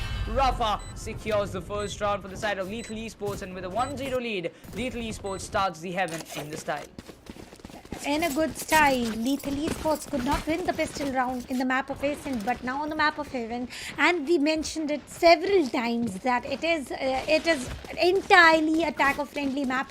They need to grab as many points as possible, as many rounds as possible, and let's see how they are trying to make a move here. On the side A, well, once again, they are looking a little committed. Rafa is already going for the guiding light flash, and I'm very sure once again the concussion will come into the action. Shock bolts will also be used, and let's see what is going to happen. Will shock bolt work wonders? Android is going to get the first frag. Opening frag is what exactly was needed. Do they even know that there's other player with a shorty fired up, holding the peaky angle? Will not last for long. Marzel is going to put shut down, but Rafa on the wall with the triple is going to shut an entire surviving team down. Second consecutive round going into the favor of Lethal Esports. Just change that character of Rafa to a duelist. The way this man is playing, holy moly, this Sky is a battle Sky. Don't get on with those healing factors. Don't get on with those abilities. This guy can make you cry, and a cry way too loud that you won't even be able to stand up. With the 7 kills in 2 rounds. Rafa, he's on a Rafa la factor right now, but he might just get some more action coming out. Well, the guiding light is there, the concuss will be used for sure, but well, this might not work out. They won't have an entry to, like, the Spectres are on. It's a 2-0 lead come to the side of Lethal Esports. They get inside the Nebula, but well, those will be brutal moves. What are the plannings that Lethal Esports are trying? They're in the very split so far. They're going for the A side plant again for now, as we get to see only Breach is holding the A side, which is not a great sign for Monkeybite, but eventually this time Neon gets shut down. And right now, Spike down easy or A. not easy, Rafa once again gets a pick against Mr. Brad. Fired Up is holding the smoke. He is waiting for the smoke to go down. Trailblazer is going to reveal the positioning, and that is exactly Spike what planted. Sensei is going to put shutdown to Fired Up. Spike has been planted, 3 versus 3. Pasha Sahil trying to enter through the spawn, but before that, he's going to send the guiding light. Pasha Sahil also has got a big weapon to work out with, and now with the flash, they are going to enter. He also team flashed. Now that is something that was totally unplanned, and from the heavens there comes a jump and also a bump. Sensei is going to put a shutdown, and this is going to be a 3rd consecutive round going into the favor of Team Lethal Esports, and they are looking unstoppable. This is exactly what Monkeybite looked on the map of Essen. Is the history getting repeated, or Lethal Esports is never going to look back? Well, I don't know what's gonna happen, but for sure, if you are saying it's an attacker map, and we all know that it's going to be an attacker map, it's still the side of Lethal Esports. We never know what will happen, but for to ensure the victory of Lethal, I believe they need to just continue this factor of attacking. They need to get multiple rounds. They can't rely on the second half particularly. If you want to win, if you have to go up with the factor that you don't want to lose out, but still, okay, he's having some cheeky picks out there. He wants that, yes, you take some shots and let's have some conversation, but the Vandals and Vandals are already up, but this time, Sensei Marzel gets the 2 opening for this side, and Lethal Esports just not stopping at all. It might be a 4-0 scoreline for now, but meanwhile, Fired Up, he's just coming out from the close. 2 of the pairs are exactly in front of Lucia. He needs to play a good move. He needs to come up with some great moves. One might just cost him. He gets one down. He gets the Phantom down. Rafa gets the plant done, but Fired Up will be hoping he might just get some smokes. Yes, he does, but meanwhile, when you see it around, the spike has been planted on the C side. Will have a good connection, but Fired Up, I don't know what he is up to at this point of time. Well, he is. There's no point saving. He might go for some exit frags. He knows he has to face the long. And Lucia will not give him chance. With that, it is the 4-0. Are we going for the clean streak of 2-0? I really don't want to push in towards Caster's Curse. And talking about Lethal Esports in particular, I think the switch of the agents is even working better with what they did on the map of Essen. And now, once again, they are looking a little extra committed on the side of A. And this time, they are going to be Fired Up as well as Brad waiting for the players. And I think Fault Line will be used without a doubt. This is the repetition every single time happening. Fault Line versus Shockbolt. The player to get the first vision with the flash is going to get the frag. And now the guiding light is going to flash. Shockbolt is also being used not only once but twice. And now the shot is going to be missed. Push comes in. The Android is going to take down players and several casualties happening. It is 3 versus 4. Well, that operator shot did not make the connection that he wanted at this point of time, but eventually when you talk about Lethal Esports inside, he might just get Lucia, gets him 1 down, and with its smoke, so the heaven must be smoked in this shot side as well, but Marzel is waiting for the smokes to get along. The flashes will be eventually used. The guiding light comes up. There is a player holding onto the ground. Yes, he gets the shot. He gets the answer, shuts him down. The random shot on the heaven side. It will be an open plant eventually. When you talk about Panther, he's got the 2 Dick Force and on his hand. For now, the knife was deployed. He wasn't even spotted. Panzer is waiting. He's waiting for some good shots. He's waiting for some good moments. But eventually, if he gets 1 down, he's a solo player surviving it. His position has already been compromised. Needs some pretty good shots. He's got some good connections. Now, 1 shot, he gets him down. Won't try to compromise the position at this point of time. Switch to Headhunters, and that is where exactly Sensei is going to make most use of it. And it is 0-5. Are we going to see some scoreline of 10-2 or something like that? Is ever Lethal Esports going to look back with what they are doing? I also like the way Android got the site entry with double shock bolt being used, and ultimately with only 2 players remaining, and they got an entire site control. Tour de Force was activated a little delayed, and I think Sensei had a perfect angle to take down the opposite chamber. It was a fight of the chamber, and Tour de Force was let aside. Headhunter versus Vandal was the battle happening, and we very well know how everything works. Fault Line coming with the action, 2 players concussed, but it is not going to make Rafa Lala wait for the guiding light to be pushed. Around Lethal Esports down to 4 right now. They've still got 3 players standing inside of Monkeybite. Marzel is coming up. Sensei White just get another. He gets White out. White is down. Yes, of course, Brad is holding Spike on to planted. ground. They might just make some good connection. Fired up and Brad, the two players surviving from the side of Monkeybite. The plant has been done on the B side. For now, if they want to get the entry, all the players have completely stacked up the position. The blade storm will be eventually used. The flashpoint was used. But for now, the paranoia, the guiding light, everything getting used up. The fragment will be eventually might get a knockout. No, it's not. Brad gets Lucia down there. Marzel wants to want an opening. Might get one. He gets one. And eventually the attackers win by securing Brad. And the 6-0 scoreline. Lethal Esports not stopping for a single round. There is no looking back for Lethal Esports, and now From the Shadows is also ready, but that is only one ultimate on the side of Lethal Esports. I think this is the round to watch out for Monkeybite. They've got all the weaponaries required. They've got a total of 3 ultimates required. Seekers, Wall and Rolling Thunder. They can make it possible, except they need the information about where are the enemies. Now this time, Site A is not going to get committed. It is all about Site C. Immediately, Rafa is going to send the guiding light. What information is going to happen? And Shockbolt with fast lane. Every utility is already being used in no time, and they have got the side control. Mr. Panzer was waiting to get a first pick, but it is going to be Android going for an entire rotation. Brad is going to initiate with the flash. Is he going to get a pick or no? Team flash is also used here. And now Whitehawk gets the first pick, but immediately the players are going to get traded 3 versus 2.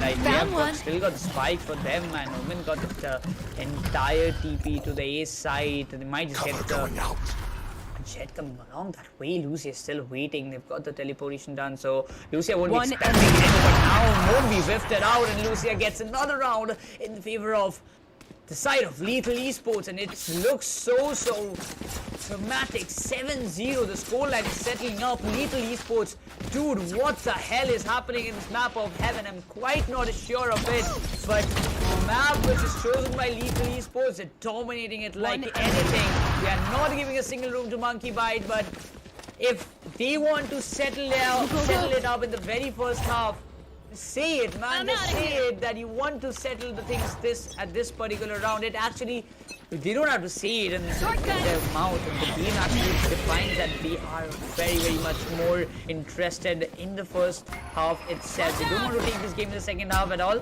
but they do have to go up. But meanwhile, the openings that are being created, they are quite impressive.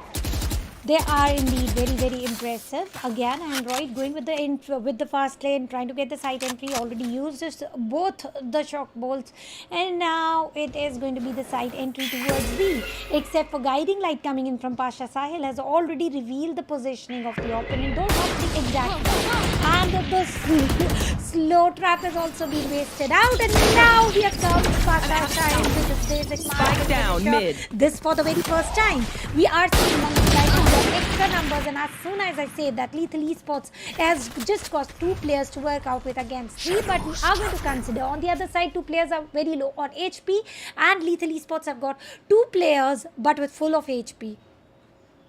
That HP factor might just work out. Sensei is still holding, knows there are multiple players holding on the B side.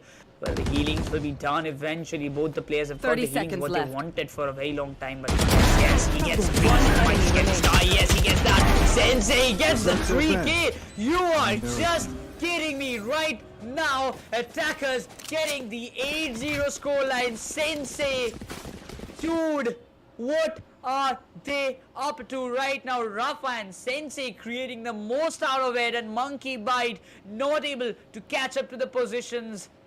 I'm really excited what's gonna happen. It's an 8-0 scoreline. Not a single chance for the players of Monkeybite to make any sort of movements. There is no room of opportunity that Team Lethal Esports is leaving, and now once again they are committing towards side A, and once again the same battle between 2 concussions. It is going to be a fault line versus shock bolts. Nobody is delivered any damage except for Trailblazer. Now has concussed a player for a while. Fired Up is ready with the operator. Is he going to get any pick? Except for Android has got a different change of mind or play set now. Fired Up. Well, this is the play of mindset he had, but Marzel wouldn't allow him to go furthermore. He put a shutdown there, and it is 4 versus 4. Pasha Sahil taking down Sensei. Tour de Force, which was supposed to get activated here, is also put a shutdown. 3 versus immediately. Marzel is going to enter the site and is going to take down Brad immediately. 0 points utilized and no revelation yet, but Rafa is going to plant the spike. Spike Against the planted. plant, and meanwhile the Pasha Shahil, he's got the heaven control for himself, but eventually when we talk about at this point of time, he is much more interested to get those picks, maybe the 2 versus 3 situation. Lucia doesn't want to make any room of mistake. The smoke is done. But for now, when we see around this point, we don't want to get flashed out. The guys will be used. The crossfires were completed. One enemy Waited with remaining. the wall bang. Panzer can be the X factor. He comes up to the under area. He might just get this one. Yes, it no. Rafa gets this one as well. This is turning as a disaster for Monkeybite. It's starting it with a 9-0. What is happening? The battle Sky. He's on the go with 14. Finishes solo with the 7 assists I can see from his side. And just 3 deaths.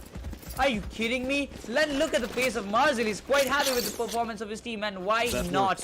The way they are playing this map of heaven, they are indestructible. Definitely, they are indestructible, and it is going to be Monkeybite going for the forced buy. There's nothing left to lose, so they are going all in. Qualifiers top one, maybe side A or C. I've got this your is train. going to cross every single time that Brad is going for the aftershock here. Nobody is going to be delivered any damage. Seekers will be destroyed immediately, and Pasha Sahil sending a flash. Paranoia will also be used. So much of flashes all together, and Android getting a pick for himself. Pasha Sahil is going to check out. Brad has got a good opportunity to get a frag, but Sensei will not allow that, turning it to a 2 versus 4. Rafa once again sticking to plant, and now Tour de Force is activated from the side of Monkeybite. Will he get the pick? And I don't know about the pick though. Oh, Sensei! Why didn't he use the fire button? Did he miss using the left He click? wanted to knife. He wanted to knife it. Oh my god. Sensei, you kidding me, right? He wanted to knife that one. He just picked up the knife, or maybe it was a mistake that it was messed up, but Panzer gets another but finishing touch. Rafa, UPOT, Lethal Esports getting a 10-0 scoreline on board. They are in the double dishes while still Monkeybite are unable to make a single opening for themselves. But right now, the way they are playing, the way they have entered the side, in the openings, this was the moment I really want to see that. He was surprised. He was then knifed out, but he wasn't able to do that for sure. The 2D4s worked brilliant way and got the Neon down, but this is the moment. Can they make some difference? Last 2 rounds in the first half left, but Monkeybite haven't secured a single round so far. I know I shouldn't be asking this question. Are you expecting a 14-0 scenario happening here once again? A quick side entry already happening here, and the spike will be planted in no time. It is 5 versus 5. They are lurking around, getting the tap, and also taking down Panzer, using the teleporter right on time, and Pasha Sahil getting the big opportunity, and immediately Seekers to use, but no use here. The players are falling like fleas. Last man standing, and Brad will even take down one, but Marzel will put a shut down. I am seeing the scenario, Mikros, and the scenario Last of round before the 14-0 switch. coming real soon. I'm really feeling bad by the play of Monkeybite. I didn't expect this kind of match to happen. Yes, I predicted it might be a 2-0 according to the curse, but this one time it's way too much high.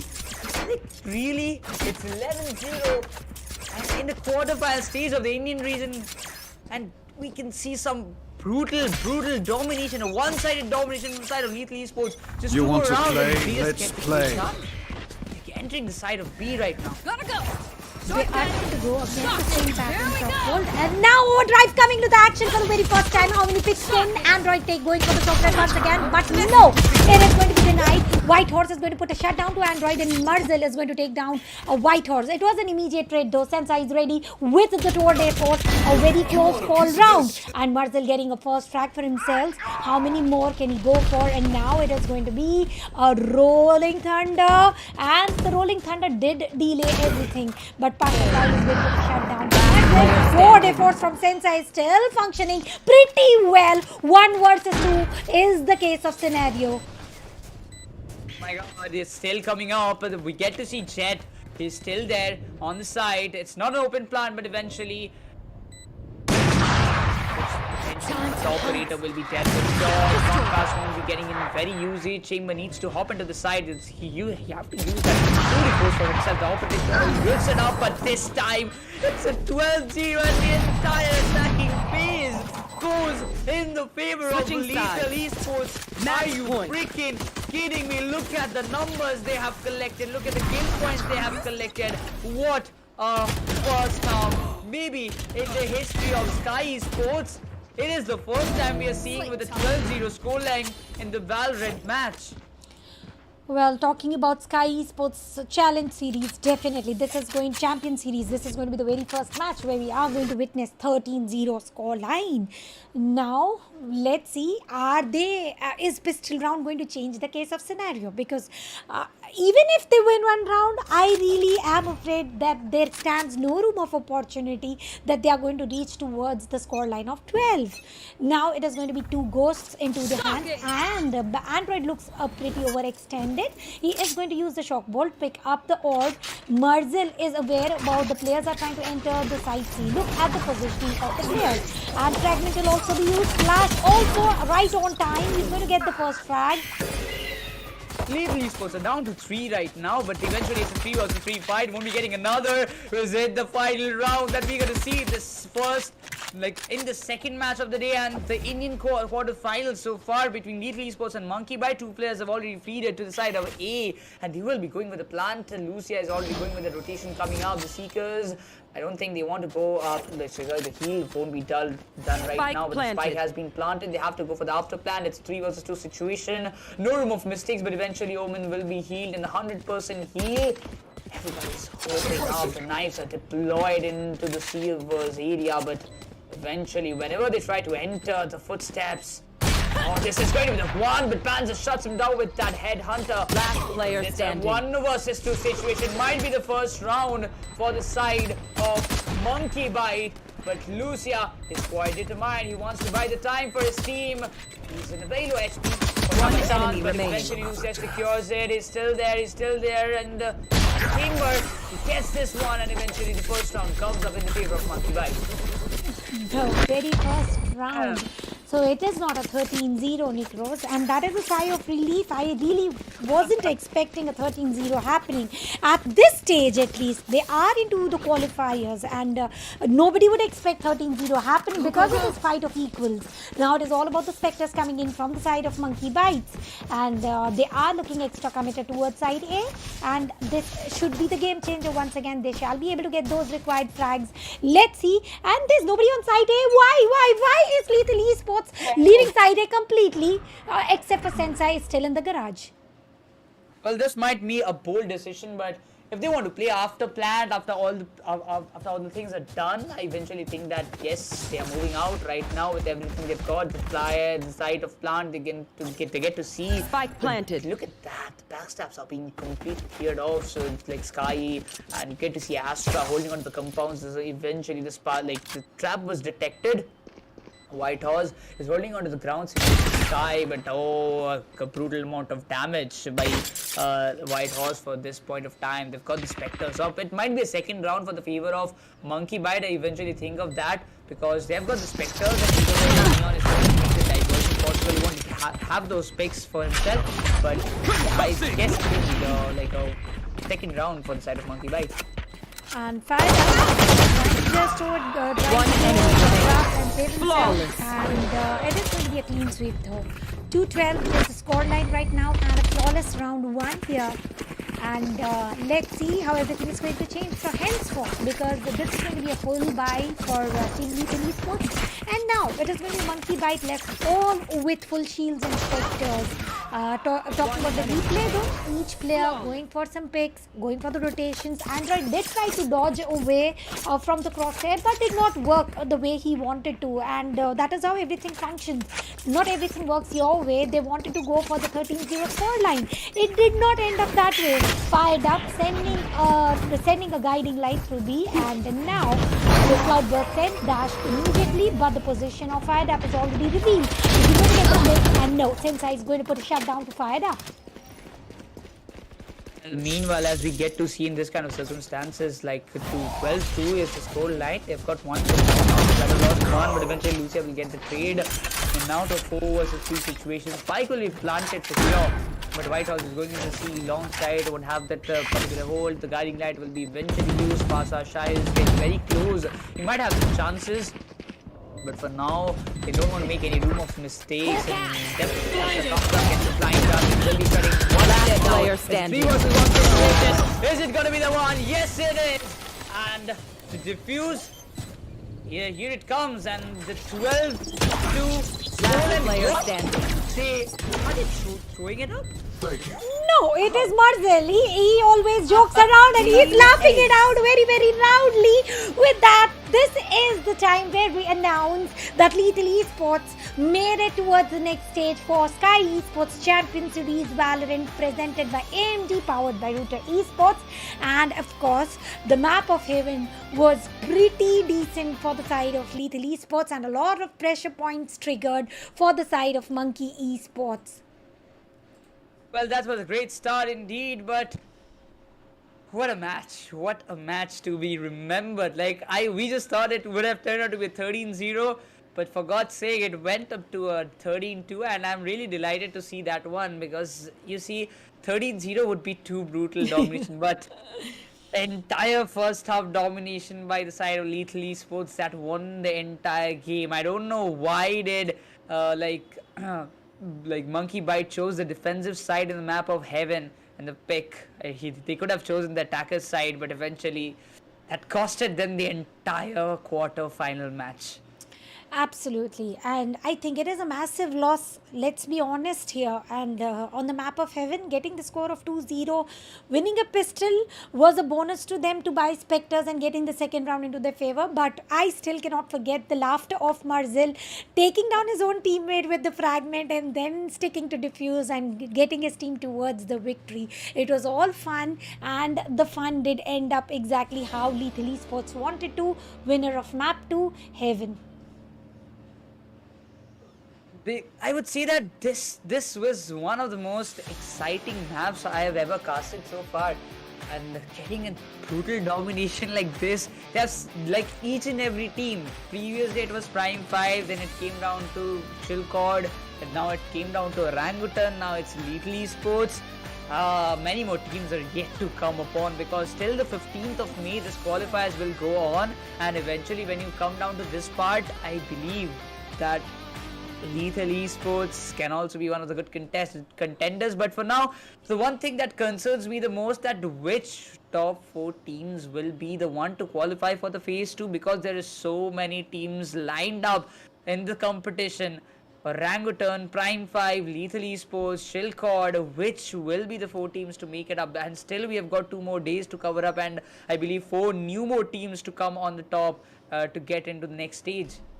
Well, talking about next stage, it is going to be very tough, and that next phase, to be honest, because they are going to prep up, and now they have got a study to work with. They have got these streams to study upon, where they can create a counter play about how to reciprocate with what sort of a play they are bringing onto the stage. Let's also walk through the highlights of the second map. Than the start, it was pure domination. Not a single room for them, though they got the openings for Monkeybite. But like Rafalala, why did he just play the Sky? He could have gone for a duelist. Like, he was playing more of a duelist rather than like how Sky should play. It was a battle Sky indeed. We call it a battle stage, we call it a battle Sky in this kind of scenario. But definitely the picks that was to be done was done exceptionally well, and the multiple rounds, the first half entirely 120% I would say dominated by Lethal Esports. No room of mistakes, no casualties, but just pure domination. Absolutely, it was an entire domination until the side switch when they were on the defender side. Well, we were talking about the squad line 10-2, 9-3, somewhere this sort, but it was nowhere near to what we were trying to predict. It was clean sweep of 12-0, and Monkey Esports on the attacker side were able to grab 2 rounds, and which was totally insufficient to move towards few more frags. And I like those angles held by Marzel sometimes Sensei. Though the play of Sensei on the map of Ascent was a little extreme compared to what here it was, but nonetheless a perfect performance spotted here from team Lethal Esports. pure domination and a pure like sort of gameplay that they have chosen. They have got the best map for themselves. They have chosen this one and they have got the results that they needed. And after the first map of like that close map of Ascent, coming down to such a huge buffer in the match, almost around 11 rounds buffer. That was indeed a great match to watch out for, but this kind of situations did turn out well. These 2 picks from the side of Android made it happen, and eventually Brad, he eventually got some openings, but that will mark up to the 11th hero in this round. Particularly the ultimate of the Neon did not work really well for them, but they won. That's the main factor. Whether they like the abilities work or not, but you have to win the rounds. Let it be the gun, let it be the abilities by whatever mean you want to get it. Well, I think this was the very first round which Monkeybites were able to get it, and followed by other, and then the dreams were getting shattered one by one. One player was already down, and followed by other. The guiding light was sent by Rafa, which was fair enough to get one player down. It was the battle of the skies though, and in no time we are heading for the MVP card on both the sides. The MVP, the match summary, 2-13, the scoreline settles up, and on both the sides, you just see the coincidence. Both the chambers are on the top with the top fragging skills. I expected it to be Rafa, or maybe, like, yes, Rafa always I wanted to see, but yes, the chamber came up from the side of Sensei, and he was quite exceptionally well. Sensei did, like Rafa and Sensei had a brutal competition among themselves in this particular map, like who I'm gonna make the top frag list and or you gonna make it. So that was a kind of a competition going between them, but eventually Panzer, he did really play well. On the other hand, when it comes down to Whitehorse, he also contributed really well for his team. Absolutely, he did go all overboard, all strong, and talking about Sensei, not the MVP in the previous round, but this round he did make it. He did not switch the role no matter what. He played chamber then, he played chamber now, and this time he has got a massive KD ratio of 3.60. And on the other side, Panzer did try to give a good control to his team, did try to get those required frags, at least one frag per round. He was trying to accumulate that, but it was definitely not sufficient enough with the power Lethal Esports were moving ahead with. And we did mention about, let alone full stop, there's not even a comma in the performances of Lethal Esports on the map of Heaven, and this is what you get when the team like Lethal Esports goes unstoppable. And this is a massive destruction. They were the bulldozers here. They literally bulldozed Monkeybite in the map of Heaven. Yeah, completely crushed and more dominating, because in the next stages, the teams they are going to face up will be also the winners of this quarterfinals. Eventually, they will might face Prime 5, maybe not Prime 5, but they might just face Chillcord. So there might be a chance that Chillcord is also a brilliant team, as we have seen previous days. So Lethal Esports versus Chillcord, battle between the top teams are really much more interesting. But I think if we compare all the games played together, and this Heaven map, this was by far one of the best set example for domination. Not even a single team by far has reached towards the scoreline of 12-0, and Lethal Esports made it possible, which certainly does look a little extreme for opponents, and they have created it for themselves. Now maybe whoever they are going to fight against for the next rounds, next phases, the team is going to be scared of, particularly the player Sensei and Rafa. This is the schedule as we were talking about it. Phase 1, it is the current phase which we are going through, which we are processing, India and rest of South Asia qualifiers from 10th May until 15th May. Phase 2 will begin from 18th May until 23rd May, and draw show is going to happen on 16th May, where the qualified teams of phase 2 are going to split into two groups, Group A and Group B, and then comes the final phase, which is the phase 3 of LAN from 31st May to 5th of June. Of course it is, and this is going to be the LAN. The phase 3 will be LAN, and you know what it is. The vibes of LAN are coming on the way, and we are quite excited, because seeing the top teams, because see, Tanya, we are seeing many teams registered. They're going to get top 4 only, qualifying to the next phase 2, where they're going to meet the 8 invited teams. They're going to fight among them. Then 6 teams will move into phase 3, and those 6 will play to compete for the top 2 spot, because the top 2 spot, the first winner will have the slot for themselves in the VCT APAC Challengers Stage 2 in the group stages. They will have the slot booked up. The winners, those who will be of the Skyesports Champions Series Valorant, and the runner-up, the first runner-up who will be of this tournament, will have a slot in the VCT APAC play-ins, where they have to just compete and get the slot in the next stages. But for now, as we see the prize pool distribution, it's for the $30,000 total prize pool we get to see in this entire tournament. They are not only fighting for the slots, but also for some prize pool, which is massive enough. $30,000 First prize takes away the biggest chunk out of the prize pool, which is $15,000. $75 for the first runner-up, and for the position third and fourth is going to be $3,000 each. MVP, best IGL, emerging player is going to take away extra $500, and my eyes are going to stick to who is going to be that emerging player. Well, that emerging player will be the one to watch out for. $500 for him, $500 for the best IGL. Yes, you see, like, getting an IGL job is also a great one. You lead the team to the victory, but eventually it will be done after the end of the grand finals of Skyesports Champions Series Valorant. But for now, as we say, it was an interesting day coming up from both the sides, even from the rest of South Asia region semi-finals to the Indian region quarter-finals. But I'm really pumped up to see some more action from the side of Prime 5 and Orangutan if they want to face off and clash against each other. Which team will be the one? Because Orangutan in today's play, if you talk about Tanya, they had a soothing gameplay, and eventually the smoothness I actually noticed in their gameplay was so satisfying. But like, talking about Prime 5, we have also seen their brutal domination the first day. So the two competitors against facing each other, what will be your pick? Is it going to be on the side of